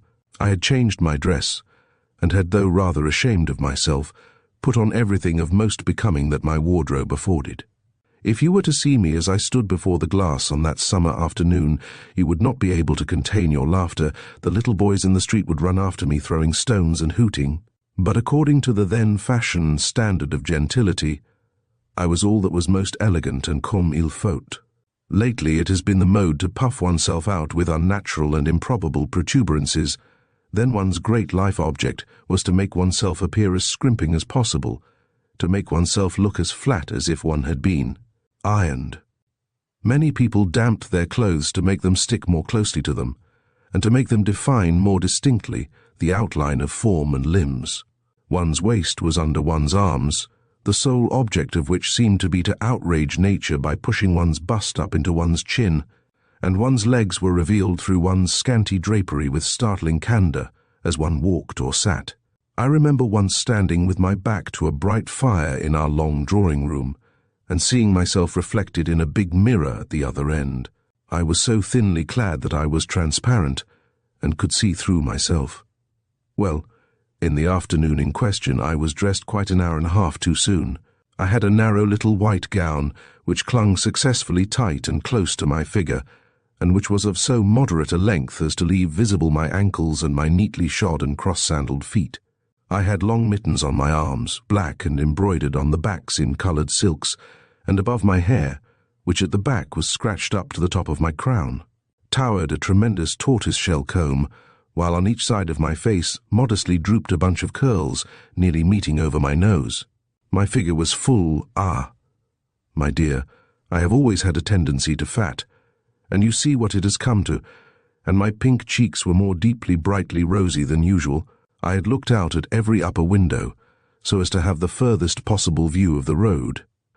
I had walked in my thin shoes halfway down the drive, so as to command a turn, which, from the house, impeded my vision, when, at last, after many tantalizing false alarms, and just 5 minutes later than the time mentioned in the letter, the high-swung, yellow-bodied, post-chaise hove in sight, dragged briskly jingling along by a pair of galloping horses. Then, suddenly, shyness overcame me. Much as I loved my father, it was more as my personification of all knightly and noble qualities than from much personal acquaintance with him, and I fled. I remained in my room until I thought I had given them ample time to get through the first greetings and settle down into quiet talk. Then, having for one last time run my fingers through each ringlet of my 2 curl bunches, I stole diffidently downstairs. There was a noise of loud and gay voices issuing from the parlor, but as I entered, they all stopped talking and turned to look at me. "And so this is Phoebe," cries my father's jovial voice as he comes towards me and heartily kisses me. Good Lord, how time flies! It does not seem more than 3 months since I saw the child, and yet then she was a bit of a brat in trousers and long bare legs. At this allusion to my late mode of attire I laugh, but I also feel myself growing scarlet. "Here, Bobby," continues my father, taking me by the hand and leading me towards a sofa on which a young man is sitting beside my mother. "This is my little lass that you have so often heard of. Not such a very little one after all, is she? Do not be shy, my boy. You will not see such a pretty girl every day of your life. Give her a kiss." My eyes are on the ground, but I am aware that the young man rises, advances, not unwillingly, as it seems to me, and bestows a kiss, somewhere or other on my face. I am not quite clear where, as I think the curls impede him a good deal. Thus, before ever I saw Bobby, before ever I knew what manner of man he was, I was kissed by him. That was a good beginning, was not it? After these salutations are over, we subside again into conversation, I sitting beside my father, with his arm round my waist, sitting modestly silent, and peeping every now and then under my eyes, as often as I think I may do so safely unobserved, at the young fellow opposite me. I am instituting an inward comparison between nature and art, between the real live man and the miniature that undertakes to represent him. The first result of this inspection is disappointment, for where are the lovely smooth roses and lilies that I have been wont to connect with Bobby Gerard's name? There are no roses in his cheek. Certainly they are palish from his wound, as I conjecture, but even before that accident, if there were roses at all, they must have been mahogany-coloured ones. For the salt sea winds and the high summer sun have tanned his fair face to a rich reddish, brownish, copperish hue. But in some things the picture lied not. There is the brow, more broad than high, the straight fine nose, the brave and joyful blue eyes, and the mouth with its pretty curling smile. On the whole, perhaps, I am not disappointed. By and by father rises and steps out into the veranda, where the canary birds hung out in their cages are noisily praising God after their manner. Mother follows him. I should like to do the same, but a sense of good manners, and a conjecture that possibly my parents may have some subjects to discuss, on which they would prefer to be without the help of my advice, restrain me. I therefore remain, and so does the invalid. Chapter 11. For some moments the silence threatens to remain unbroken between us. For some moments the subdued sound of father's and mother's talk from among the rosebeds, and the piercing clamour of the canaries, fishwives among birds, are the only noises that salute our ears. Noise we make none ourselves. My eyes are reading the muddled pattern of the Turkey carpet. I do not know what his are doing. Small knowledge have I had of men saving the dancing master at our school. A beautiful new youth is almost as great a novelty to me as to Miranda, and I am a good deal gawkier than she was under the new experience. I think he must have made a vow that he would not speak first. I feel myself swelling to double my normal size with confusion and heat. At last, in desperation, I look up and say sententiously, "You have been wounded, I believe?" "Yes, I have." He might have helped me by answering more at large, might not he? But now that I am having a good look at him, I see that he is rather red too. Perhaps he also feels gawky and swollen. The idea encourages me. Did it hurt very badly? Not so very much. I should have thought that you ought to have been in bed, say I, with a motherly air of solicitude. Should you? Why? I thought that when people broke their limbs, they had to stay in bed till they were mended again. But mine was broken a week ago, he answers, smiling and showing his straight white teeth. The miniature was silent about them. You would not have had me stay in bed a whole week like an old woman? I expected to have seen you much, say I, beginning to feel more at my ease, and with a sensible diminution of that unpleasant swelling sensation. Father said in his note that we were to nurse you well again. That sounded as if you were quite ill. Your father always takes a great deal too much care of me, he says, with a slight frown and darkening of his whole bright face. I might be sugar or salt. And very kind of him too, I cry, firing up. What motive beside your own good can he have for looking after you? I call you rather ungrateful. Do you? He says calmly, and without apparent resentment. But you are mistaken. I am not ungrateful. However, naturally, you do not understand. Oh, indeed, reply I, speaking rather shortly and feeling a little offended. I dare say not. Our talk is taking a somewhat hostile tone.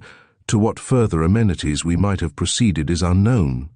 For at this point father and mother reappear through the window, and the necessity of conversing with each other at all ceases.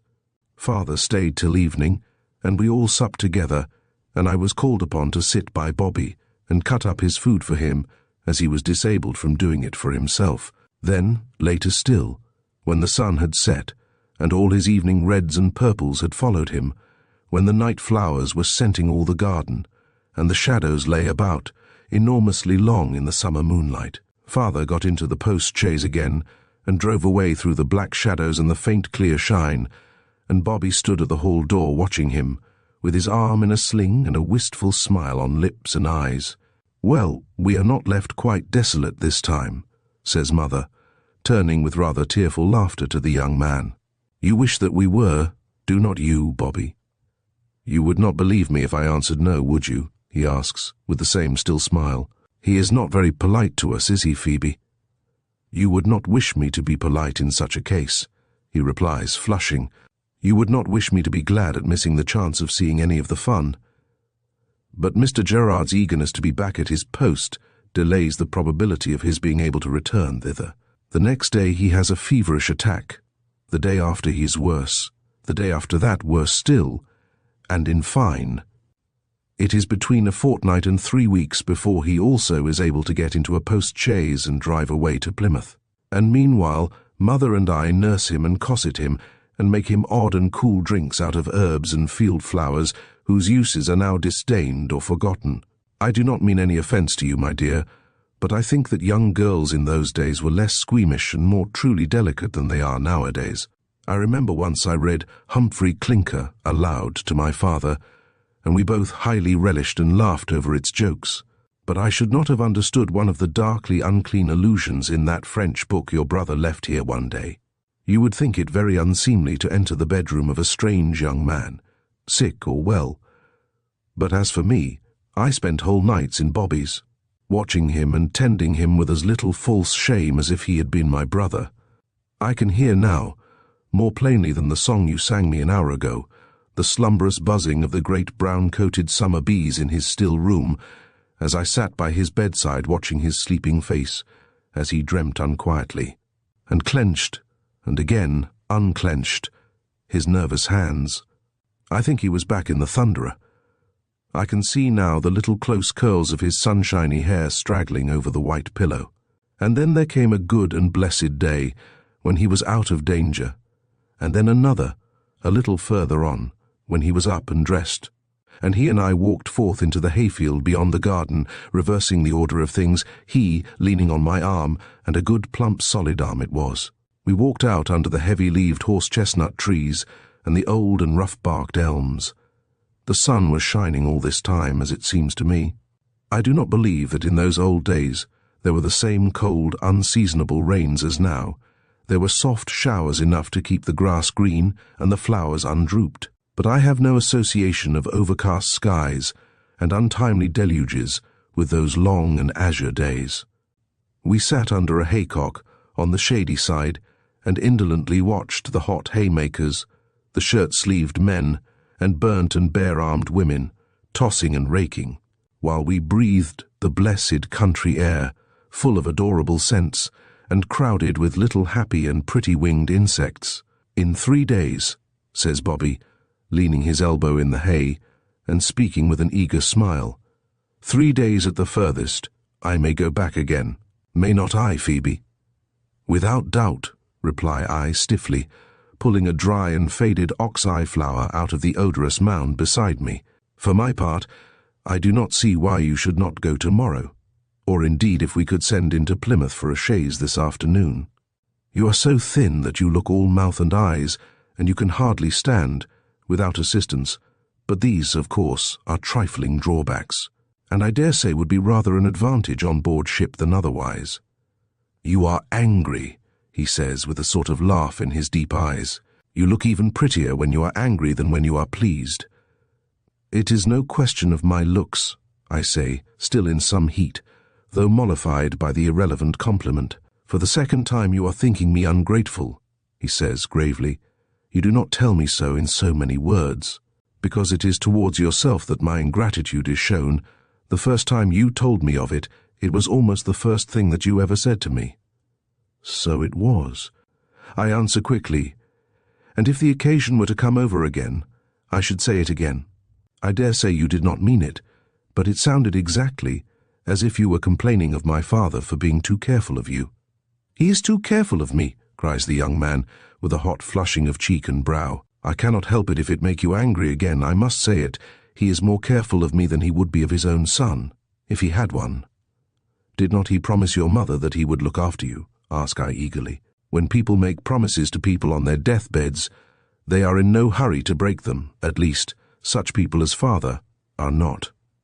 You do not understand, he says, a little impatiently, while that hot flush still dwells on his pale cheek. My mother was the last person in the world to wish him to take care of my body at the expense of my honor. What are you talking about? I say, looking at him with a lurking suspicion that, despite the steady light of reason in his blue eyes, he is still laboring under some form of delirium. Unless I tell you all my grievance, I see that you will never comprehend, he says, sighing. Well, listen to me and you shall hear it, and if you do not agree with me when I have done, you are not the kind of girl I take you for.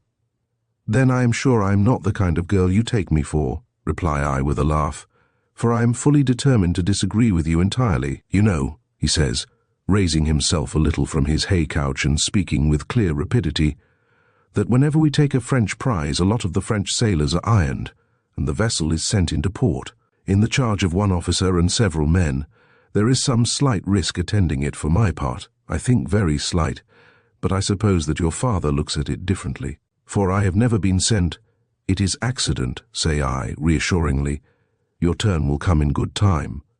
It is not accident, he answers firmly. Boys younger than I am, much less trustworthy, and of whom he has not half the opinion that he has of me, have been sent, but I never.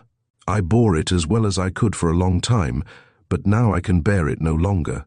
It is not, I assure you, my fancy, but I can see that my brother officers, knowing how partial your father is to me, what influence I have with him in many things, conclude that my not being sent is my own choice. In short, that I am afraid his voice sinks with a disgusted and shamed intonation at the last word.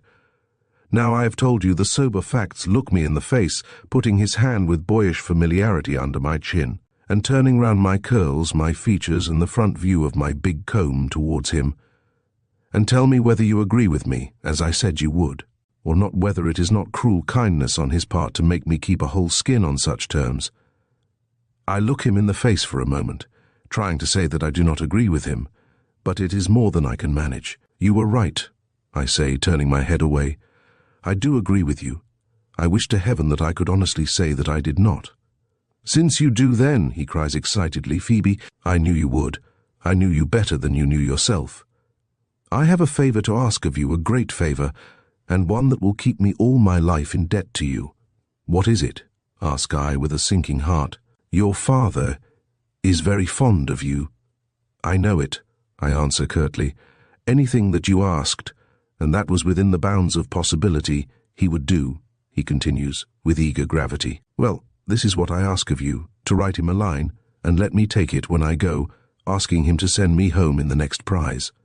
Silence for a moment, only the haymakers laughing over their rakes. And if, say I, with a trembling voice, you lose your life in this service, you will have to thank me for it.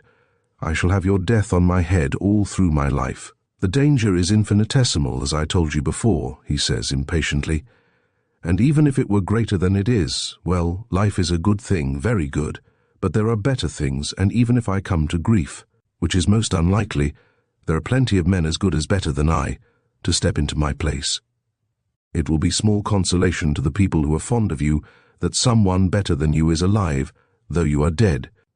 I say, tearfully, but I do not mean to be dead, he says with a cheery laugh. Why are you so determined on killing me? I mean to live to be an admiral. Why should not I? Why, indeed, say I, with a feeble echo of his cheerful mirth, and feeling rather ashamed of my tears. And meanwhile you will write, he says with an eager return to the charge. And soon? Do not look angry and pouting as you did just now, but I must go. What is there to hinder me? I am getting up my strength as fast as it is possible for any human creature to do. And just think how I should feel if they were to come in for something really good while I am away. So I wrote, Chapter 12. I often wished afterwards that my right hand had been cut off before its fingers had held the pen that wrote that letter. You wonder to see me moved at what happened so long ago, before your parents were born, and certainly it makes not much difference now. For even if he had prospered then, and come happily home to me, yet, in the course of nature, he would have gone long before now. I should not have been so cruel as to have wished him to have lasted to be as I am. I did not mean to hint at the end of my story before I have reached the middle. Well, and so he went, with the letter in his pocket, and I felt something like the king in the tale, who sent a messenger with a letter and wrote in the letter, "Slay the bearer of this as soon as he arrives." But before he went, the evening before, as we walked in the garden after supper, with our monstrously long shadows stretching before us in the moonlight, I do not think he said in so many words, "Will you marry me?" But somehow, by some signs or words on both our paths, it became clear to us that, by and by, if God left him alive, and if the war ever came to an end, he and I should belong to one another. And so, having understood this, when he went he kissed me, as he had done when he came, only this time no one bade him. He did it of his own accord, and 100 times instead of one. And for my part, this time, instead of standing passive like a log or a post, I kissed him back again most lovingly with many tears. Ah! Parting in those days, when the last kiss to one's beloved ones was not unlikely to be an adieu until the great day of judgment, was a different thing to the listless, unemotional goodbyes of these stagnant times of peace. And so Bobby also got into a post-chaise and drove away, and we watched him too, till he turned the corner out of our sight. As we had watched father, and then I hid my face among the jessamine flowers that clothed the wall of the house, and wept as one that would not be comforted. However, one cannot weep for ever, or, if one does, it makes one blind and blear, and I did not wish Bobby to have a wife with such defects, so in process of time I dried my tears, and the days passed by, and nature went slowly and evenly through her lovely changes. The hay was gathered in, and the fine new grass and clover sprang up among the stalks of the grass that had gone, and the wild roses struggled into odorous bloom and crowned the hedges. And then their time came, and they shook down their faint petals and went. And now the corn harvest had come, and we had heard once or twice from our beloveds, but not often, and the sun still shone with broad power, and kept the rain in subjection. And all morning I sat at my big frame and toiled on at the Last Supper. I had finished Judas Iscariot's face and the other apostles. I was engaged now upon the tablecloth, which was not interesting and required not much exercise of thought. And mother sat near me, either working too or reading a good book, and taking snuff. Every lady snuffed in those days, At least in trifles, if not in great things, the world mends. And at night, when 10 o'clock struck, I covered up my frame and stole listlessly upstairs to my room. There, I knelt at the open window, facing Plymouth and the sea, and asked God to take good care of Father and Bobby. I do not know that I asked for any spiritual blessings for them. I only begged that they might be alive. One night, one hot night, having prayed even more heartily and tearfully than my wont for them both, I had lain down to sleep. The windows were left open, and the blinds up, that all possible air might reach me from the still and scented garden below. Thinking of Bobby, I had fallen asleep, and he is still mistily in my head when I seem to wake. The room is full of clear light, but it is not morning. It is only the moon looking right in and flooding every object. I can see my own ghostly figure sitting up in bed, reflected in the looking-glass opposite. I listen.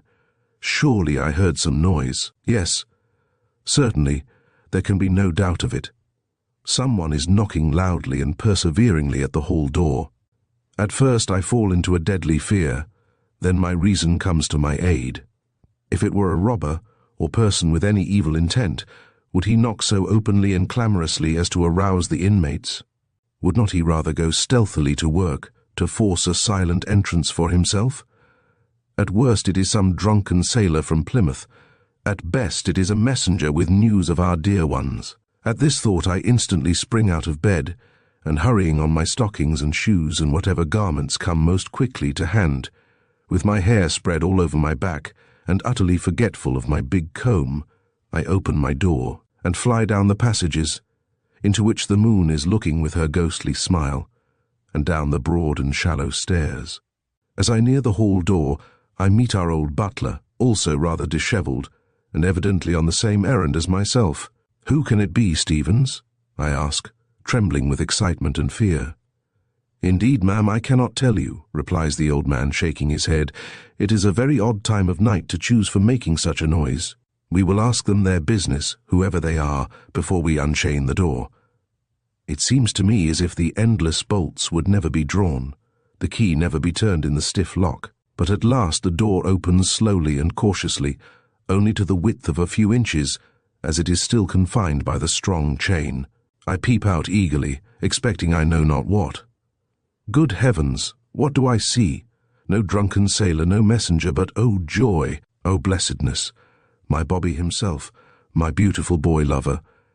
Even now, even after all these weary years, even after the long bitterness that followed, I cannot forget the unutterable happiness of that moment.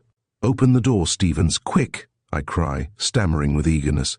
"Draw the chain, it is Mr. Gerard, do not keep him waiting." The chain rattles down, the door opens wide, and there he stands before me, at once. Ere anyone has said anything, ere anything has happened, a feeling of cold disappointment steals unaccountably over me, a nameless sensation, whose nearest kin is chilly awe. He makes no movement towards me. He does not catch me in his arms, nor even hold out his right hand to me. He stands there still and silent, and though the night is dry, equally free from rain and dew, I see that he is dripping wet. The water is running down from his clothes, from his drenched hair, and even from his eyelashes, on to the dry ground at his feet. "What has happened?" I cry hurriedly. "How wet you are!" And as I speak, I stretch out my hand and lay it on his coat sleeve. But even as I do it, a sensation of intense cold runs up my fingers and my arm, even to the elbow. How is it that he is so chilled to the marrow of his bones on this sultry, breathless, August night? To my extreme surprise, he does not answer. He still stands there, dumb and dripping. "Where have you come from?" I ask, with that sense of awe deepening. "Have you fallen into the river? How is it that you are so wet?" "It was cold," he says, shivering, and speaking in a slow and strangely altered voice. "Bitter cold. I could not stay there." "Stay where?" I say, looking in amazement at his face, which, whether owing to the ghastly effect of moonlight or not, seems to me ash-white. "Where have you been? What is it you are talking about?" But he does not reply. "He is really ill, I'm afraid, Stevens," I say, turning with a forlorn feeling towards the old butler. He does not seem to hear what I say to him. I am afraid he has had a thorough chill. What water can he have fallen into? You had better help him up to bed and get him warm between the blankets. His room is quite ready for him. Come in, I say, stretching out my hand to him. You will be better after a night's rest. He does not take my offered hand, but he follows me across the threshold and across the hall.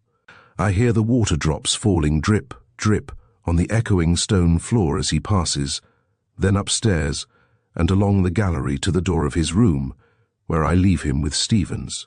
Then everything becomes blank and nil to me. I am awoke as usual in the morning by the entrance of my maid with hot water. "Well, how is Mr. Gerard this morning?" I ask, springing into a sitting posture. She puts down the hot water tin and stares at her leisure at me. "My dear Miss Phoebe, how should I know? Please God he is in good health and safe, and that we shall have good news of him before long." "Have not you asked how he is?" I ask impatiently. "He did not seem quite himself last night. There was something odd about him. I was afraid he was in for another touch of fever." "Last night fever," repeats she, slowly and disconnectedly echoing some of my words. "I beg your pardon, ma'am, I am sure, but I have not the least idea in life what you are talking about." "How stupid you are," I say, quite at the end of my patience. "Did not Mr. Gerard come back unexpectedly last night? And did not I hear him knocking, and run down to open the door, and did not Stevens come too, and afterwards take him up to bed?" The stare of bewilderment gives way to a laugh. "You have been dreaming, ma'am.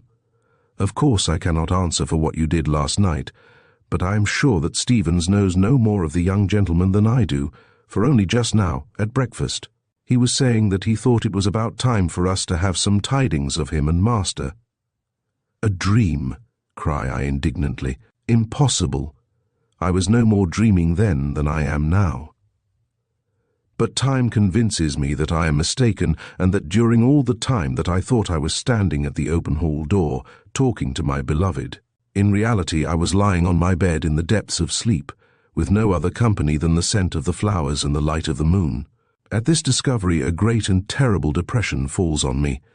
I go to my mother to tell her of my vision, and at the end of my narrative I say, "Mother, I know well that Bobby is dead, and that I shall never see him any more. I feel assured that he died last night, and that he came himself to tell me of his going. I am sure that there is nothing left for me now but to go too." I speak thus far with great calmness, but when I have done, I break out into loud and violent weeping. Mother rebukes me gently, telling me that there is nothing more natural than that I should dream of a person who constantly occupies my waking thoughts, nor that, considering the gloomy nature of my apprehensions about him, my dream should be of a sad and ominous kind, but that, above all dreams and omens, God is good, that he has preserved him hitherto, and that, for her part, no devil-sent apparition shall shake her confidence in his continued clemency. I go away a little comforted, though not very much, and still every night I kneel at the open window facing Plymouth and the sea, and pray for my sailor boy. But it seems to me, despite all my self-reasonings, despite all that Mother says, that my prayers for him are prayers for the dead. Chapter 13. 3 more weeks pass away, the harvest is garnered, and the pears are growing soft and mellow. Mother's and my outward life goes on in its silent regularity, nor do we talk much to each other of the tumult that rages, of the heartache that burns, within each of us. At the end of the 3 weeks, as we are sitting as usual, quietly employed, and buried each in our own thoughts, in the parlour, towards evening we hear wheels approaching the hall door. We both run out as in my dream I had run to the door, and arrive in time to receive my father as he steps out of the carriage that has brought him. Well, at least one of our wanderers has come home, but where is the other? Almost before he has heartily kissed us, both wife and child father cries out, "But where is Bobby?" "That is just what I was going to ask you," replies Mother quickly. "Is not he here with you?" returns he anxiously. "Not he," answers Mother. "We have neither seen nor heard anything of him for more than 6 weeks. "Great God!" exclaims he, while his face assumes an expression of the deepest concern. "What can have become of him? What can have happened to the poor fellow? Has not he been with you then? Has not he been in the asks, Mother?" running her words into one another in her eagerness to get them out. I sent him home 3 weeks ago in a prize, with a letter to you, and told him to stay with you till I came home. And what can have become of him since? God only knows. He answers with a look of the profoundest sorrow and anxiety. There is a moment of forlorn and dreary silence. Then I speak. I have been standing dumbly by, listening, and my heart growing colder and colder at every dismal word. It is all my doing, I cry passionately, flinging myself down in an agony of tears on the straight-backed old settle in the hall. It is my fault, no one else's. The very last time that I saw him, I told him that he would have to thank me for his death, and he laughed at me, but it has come true. If I had not written you, Father, that accursed letter, we should have had him here now, this minute, safe and sound, standing in the middle of us, as we never, never shall have him again. I stop, literally suffocated with emotion. Father comes over and lays his kind brown hand on my bent prone head. My child, he says, my dear child, and tears are dimming the clear grey of his own eyes. You are wrong to make up your mind to what is the worst at once. I do not disguise from you that there is cause for grave anxiety about the dear fellow, but still God is good. He has kept both him and me hitherto. Into his hands we must trust our boy. I sit up and shake away my tears. It is no use, I say. Why should I hope? There is no hope. I know it for a certainty. He is dead, looking round at them both with a sort of calmness. He died on the night that I had that dream, Mother. I told you so at the time. Oh, my Bobby, I knew that you could not leave me forever without coming to tell me. And so speaking, I fall into strong hysterics and am carried upstairs to bed. And so 3 or 4 more lagging days crawl by, and still we hear nothing, and remain in the same state of doubt and uncertainty, which to me, however, is hardly uncertainty. So convinced am I, in my own mind, that my fair-haired lover is away in the land whence never letter or messenger comes, that he has reached the great silence. So I sit at my frame, working my heart's agony into the tapestry, and feebly trying to say to God that he has done well, but I cannot. On the contrary, it seems to me, as my life trails on through the mellow mist of the autumn mornings, through the shortened autumn evenings, that, whoever has done it, it is most evilly done. One night we are sitting round the little crackling wood fire that one does not need for warmth, but that gives a cheerfulness to the room and the furniture, when the butler Stevens enters and, going over to Father, whispers to him. I seem to understand in a moment what the purport of his whisper is. Why does he whisper? I cry irritably. Why does not he speak out loud? Why should you try to keep it from me? I know that it is something about Bobby. Father has already risen and is walking towards the door. I will not let you go until you tell me, I cry wildly, flying after him. A sailor has come over from Plymouth, he answers hurriedly. He says he has news. My darling, I will not keep you in suspense a moment longer than I can help, and meanwhile pray both of you pray for him. I sit rigidly still with my cold hand tightly clasped, during the moments that next elapse. Then Father returns. His eyes are full of tears, and there is small need to ask for his message. It is most plainly written on his features, death, and not life. You were right, Phoebe, he says, brokenly, taking hold of my icy hands. You knew best. He is gone. God has taken him. My heart dies. I had thought that I had no hope, but I was wrong. I knew it, I say in a dry, stiff voice. Did not I tell you so? But you would not believe me. Go on. Tell me how it was. Do not think I cannot bear it. Make haste. And so he tells me all that there is now left for me to know, after what manner and on what day my darling took his leave of this pretty and cruel world. He had had his wish, as I already knew, and had set off blithely home in the last prize they had captured. Father had taken the precaution of having a larger proportion than usual of the Frenchmen ironed, and had also sent a greater number of Englishmen. But to what purpose? They were nearing port, sailing prosperously along on a smooth blue sea, with a fair strong wind, thinking of no evil, when a great and terrible misfortune overtook them. Some of the Frenchmen who were not ironed got the sailors below and drugged their grog, ironed them, and freed their countrymen. Then one of the officers rushed on deck, and holding a pistol to my Bobby's head bade him surrender the vessel or die. Need I tell you which he chose? I think not well, with a sigh. And so they shot my boy, Ami, how many years ago, and threw him overboard. Yes, threw him overboard. It makes me angry and grieved even now to think of it. Into the great and greedy sea, and the vessel escaped to France. There is a silence between us. I will own to you that I am crying, but the old lady's eyes are dry. Well, she says, after a pause, with a sort of triumph in her tone. They never could say again that Bobby Gerard was afraid.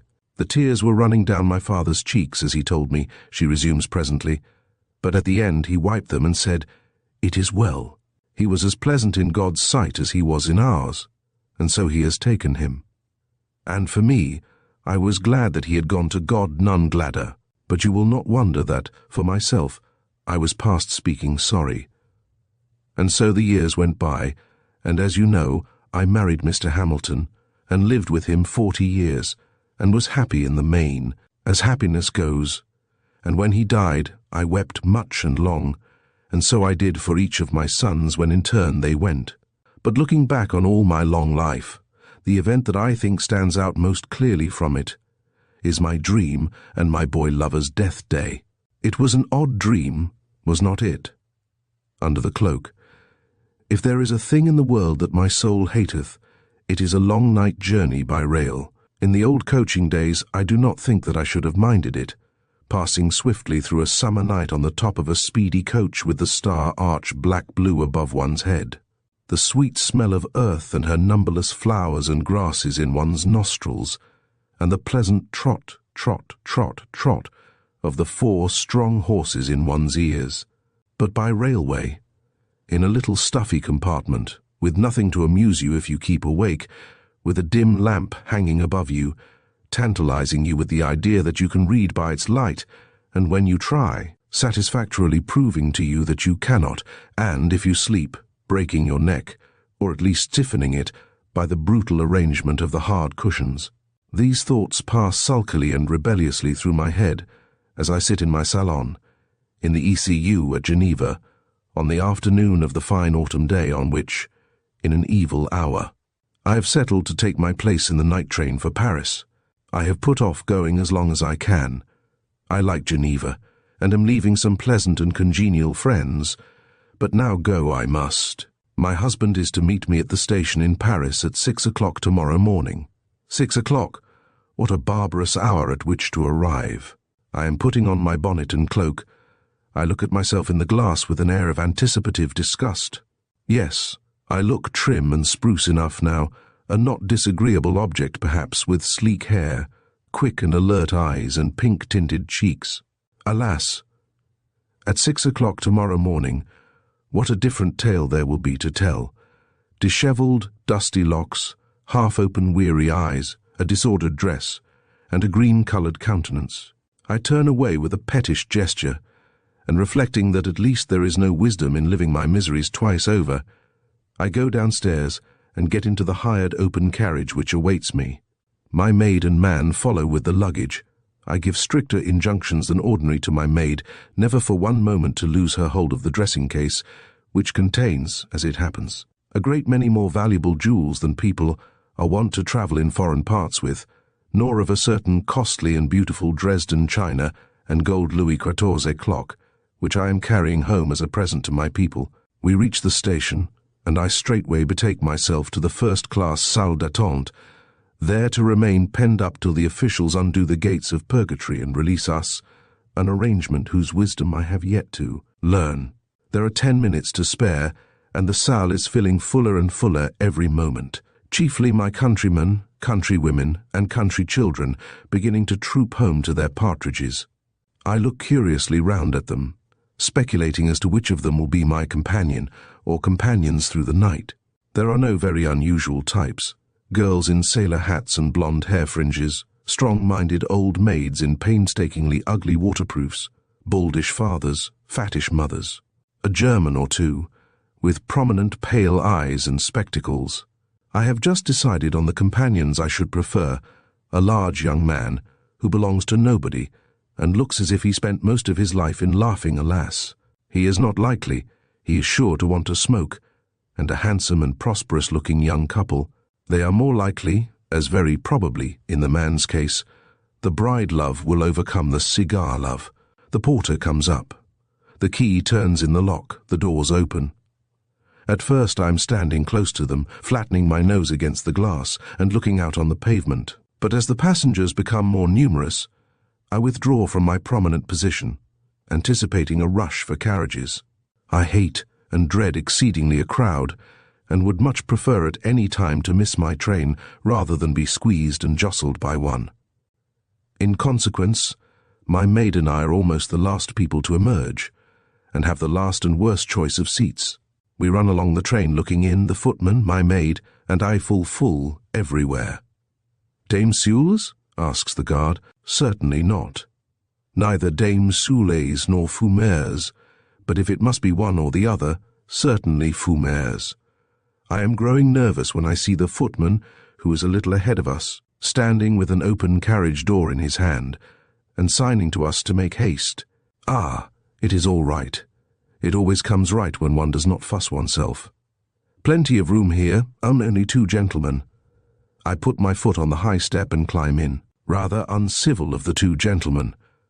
Neither of them offers to help me, but they are not looking this way, I suppose. "Mind the dressing case," I cry nervously as I stretch out my hand to help the maid Watson up.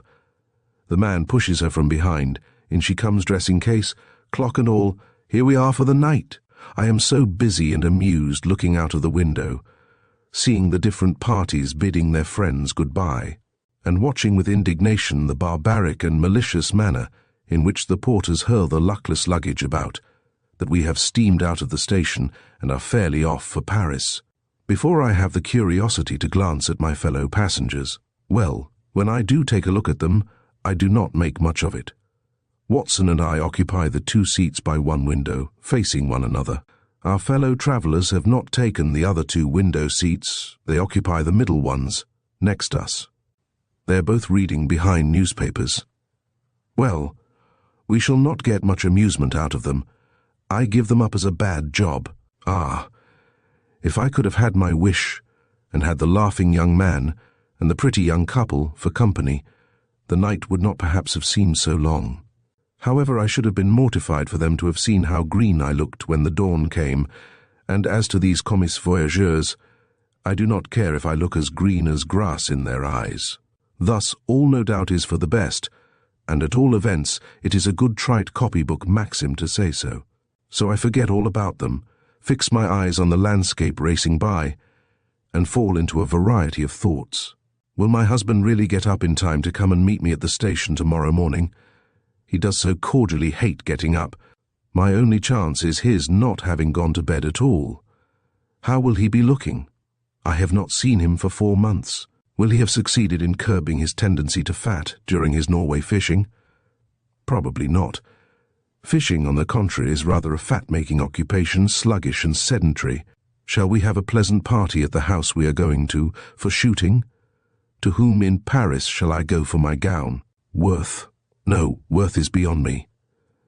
Then I leave the future, and go back into past enjoyments, excursions to Lausanne, trips down the lake to Chillon, 101 pleasantnesses. The time slips by. The afternoon is drawing towards evening. A beginning of dusk is coming over the landscape. I look round. Good heavens! What can those men find so interesting in the papers?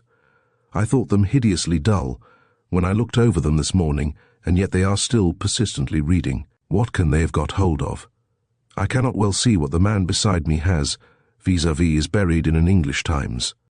Just as I am thinking about him, he puts down his paper, and I see his face. Nothing very remarkable. A long black beard, and a hat tilted somewhat low over his forehead. I turn away my eyes hastily for fear of being caught inquisitively scanning him.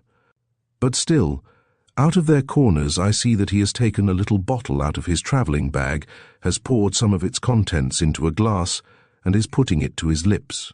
It appears as if, and at the time it happens, I have no manner of doubt that he is drinking. Then I feel that he is addressing me. I look up, and towards him he is holding out the file to me and saying, "May I take the liberty of offering Madame some?" "No, thank you, monsieur," I answer, shaking my head hastily and speaking rather abruptly. There is nothing that I dislike more than being offered strange eatables or drinkables in a train, or a strange hymn book in church. He smiles politely, and then adds, "Perhaps the other lady might be persuaded to take a little." "No, thank you, sir. I'm much obliged to you," replies Watson briskly, in almost as ungrateful a tone as mine. Again he smiles, bows, and reburies himself in his newspaper. The thread of my thoughts is broken. I feel an odd curiosity as to the nature of the contents of that bottle. Certainly it is not sherry or spirit of any kind, for it has diffused no odour through the carriage. All this time the man beside me has said and done nothing. I wish he would move or speak or do something. I peep covertly at him. Well, at all events he is well defended against the night chill. What a voluminous cloak he is wrapped in, how entirely it shrouds his figure. Trimmed with fur too. Why, it might be January instead of September. I do not know why, but that cloak makes me feel rather uncomfortable. I wish they would both move to the window instead of sitting next us. Bah! Am I setting up to be a timid dove? I, who rather pique myself on my bravery, on my indifference to tramps, bulls, ghosts. The clock has been deposited with the umbrellas, parasols, spare shawls, rugs, etc., in the netting above Watson's head. The dressing case, a very large and heavy one, is sitting on her lap. I lean forwards and say to her, "That box must rest very heavily on your knee, and I want a footstool. I should be more comfortable if I had one. Let me put my feet on it. I have an idea that somehow my sapphires will be safer if I have them where I can always feel that they are there. We make the desired change in our arrangements. Yes, both my feet are on it. The landscape outside is darkening quickly now. Our dim lamp is beginning to assert its importance. Still the men read. I feel a sensation of irritation. What can they mean by it? It is utterly impossible that they can decipher the small print of the Times by this feeble, shaky glimmer. As I am so thinking, the one who had before spoken lays down his paper, folds it up, and deposits it on the seat beside him. Then, drawing his little bottle out of his bag, a second time, drinks, or seems to drink, from it. Then he again turns to me. "Madame will pardon me, but if Madame could be induced to try a little of this, it is a cordial of a most refreshing and invigorating description, and if she will have the amiability to allow me to say so, Madame looks faint." What can he mean by his urgency? Is it pure politeness? I wish it were not growing so dark. These thoughts run through my head as I hesitate for an instant what answer to make. Then an idea occurs to me, and I manufacture a civil smile and say, "Thank you very much, monsieur. I'm a little faint, as you observe. I think I will avail myself of your obliging offer." So saying, I take the glass and touch it with my lips. I give you my word of honor that I do not think I did more. I did not mean to swallow a drop, but I suppose I must have done. He smiles with a gratified air. "The other lady will now perhaps follow your example." By this time I am beginning to feel thoroughly uncomfortable. Why I should be puzzled to explain. What is this cordial that he is so eager to urge upon us? Though determined not to subject myself to its influence, I must see its effect upon another person. Rather brutal of me, perhaps, rather in the spirit of the anatomist, who, in the interest of science, tortures live dogs and cats. But I am telling you not what I ought to have done, but what I did. I make a sign to Watson to drink some. She obeys, nothing loath. She has been working hard all day, packing and getting under way, and she is tired. There is no feigning about her. She has emptied the glass. Now to see what comes of it, what happens to my live dog. The bottle is replaced in the bag. Still we are racing on, past the hills and fields and villages. How indistinct they are all growing. I turn back from the contemplation of the outside view to the inside one. Why, the woman is asleep already. Her chin buried in her chest, her mouth half open, looking exceedingly imbecile and very plain, as most people, when asleep out of bed, do look. A nice invigorating potion indeed. I wish to heaven that I had gone in fumeuse, or even with that cavalcade of nursery maids and unwholesome-looking babies in Dame Sewell's next door. At all events, I am not at all sleepy myself. That is a blessing. I shall see what happens. Yes, by the by, I must see what he meant to happen. I must affect to fall asleep too. I close my eyes, and gradually sinking my chin on my chest, try to droop my jaws and hang my cheeks, with a semblance of bona fide slumber. Apparently I succeed pretty well. After the lapse of some minutes, I distinctly feel two hands very cautiously and carefully lifting and removing my feet from the dressing box. A cold chill creeps over me, and then the blood rushes to my head and ears. What am I to do? What am I to do? I have always thought the better of myself ever since for it, but, strange to say, I keep my presence of mind.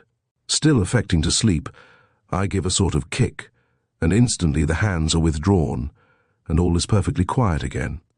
I now feign to wake gradually, with a yawn and a stretch, and on moving about my feet a little, find that, despite my kick, they have been too clever for me, and have dexterously removed my box and substituted another. The way in which I make this pleasant discovery is that, whereas mine was perfectly flat at the top, on the surface of the object that is now beneath my feet, there is some sort of excrescence, a handle of some sort or other. There is no denying it. Brave.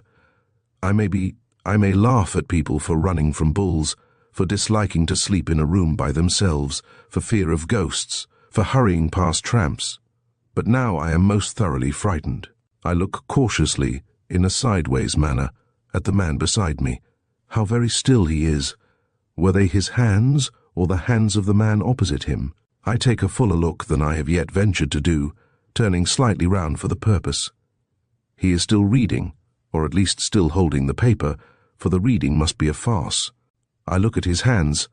They are in precisely the same position as they were when I affected to go to sleep, although the pose of the rest of his body is slightly altered. Suddenly I turn extremely cold, for it has dawned on me that they are not real hands. They are certainly false ones. Yes, though the carriage is shaking very much with our rapid motion, and the light is shaking too, yet there is no mistake. I look indeed more closely, so as to be quite sure. The one nearest me is ungloved, the other gloved. I look at the nearest one. Yes, it is of an opaque waxen whiteness. I can plainly see the rouge put under the fingernails to represent the colouring of life. I try to give one glance at his face. The paper still partially hides it, and as he is leaning his head back against the cushion, where the light hardly penetrates, I am completely baffled in my efforts. Great heavens! What is going to happen to me? What shall I do? How much of him is real? Where are his real hands? What is going on under that awful cloak? The fur border touches me as I sit by him. I draw convulsively and shrinkingly away, and try to squeeze myself up as close as possible to the window. But alas, to what good? How absolutely and utterly powerless I am, how entirely at their mercy.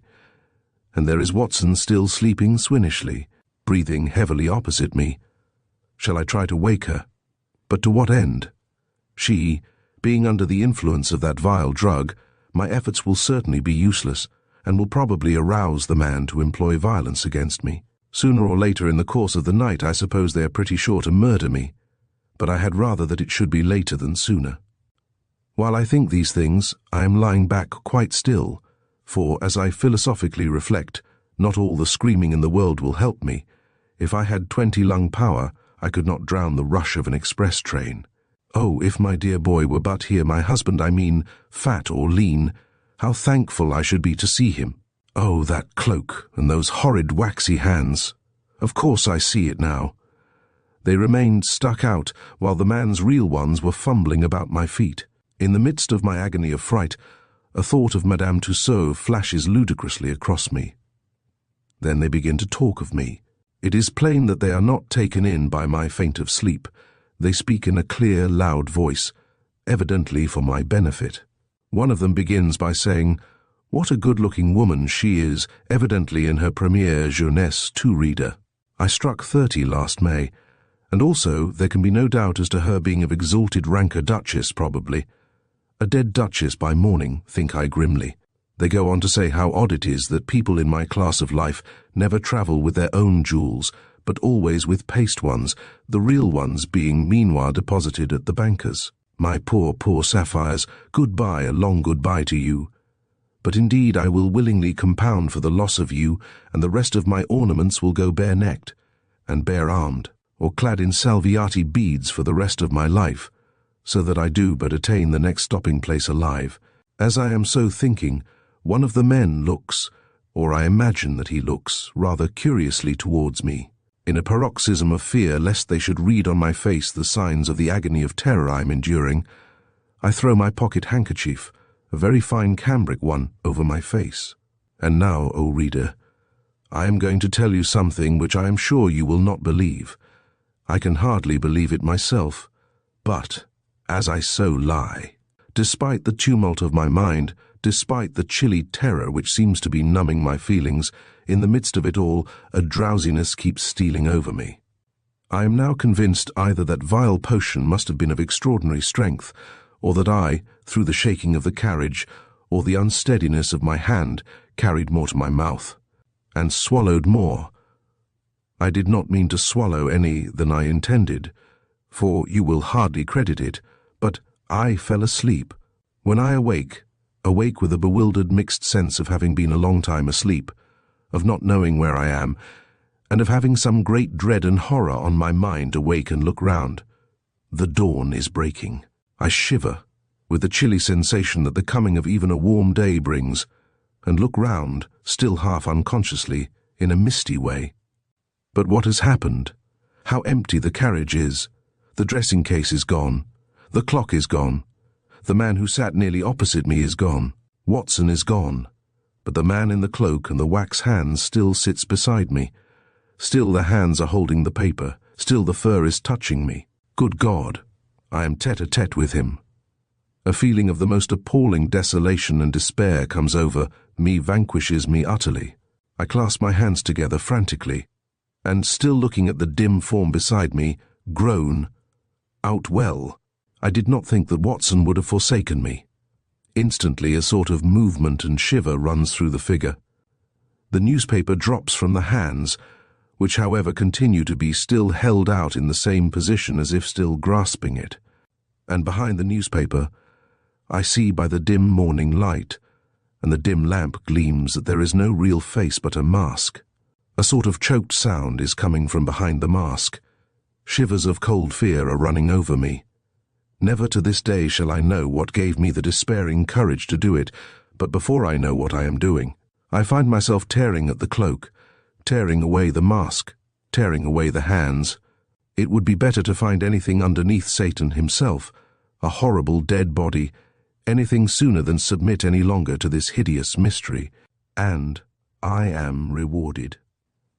When the cloak lies at the bottom of the carriage, when the mask, and the false hands and false feet. There are false feet too are also cast away in different directions. What do you think I find underneath? Watson.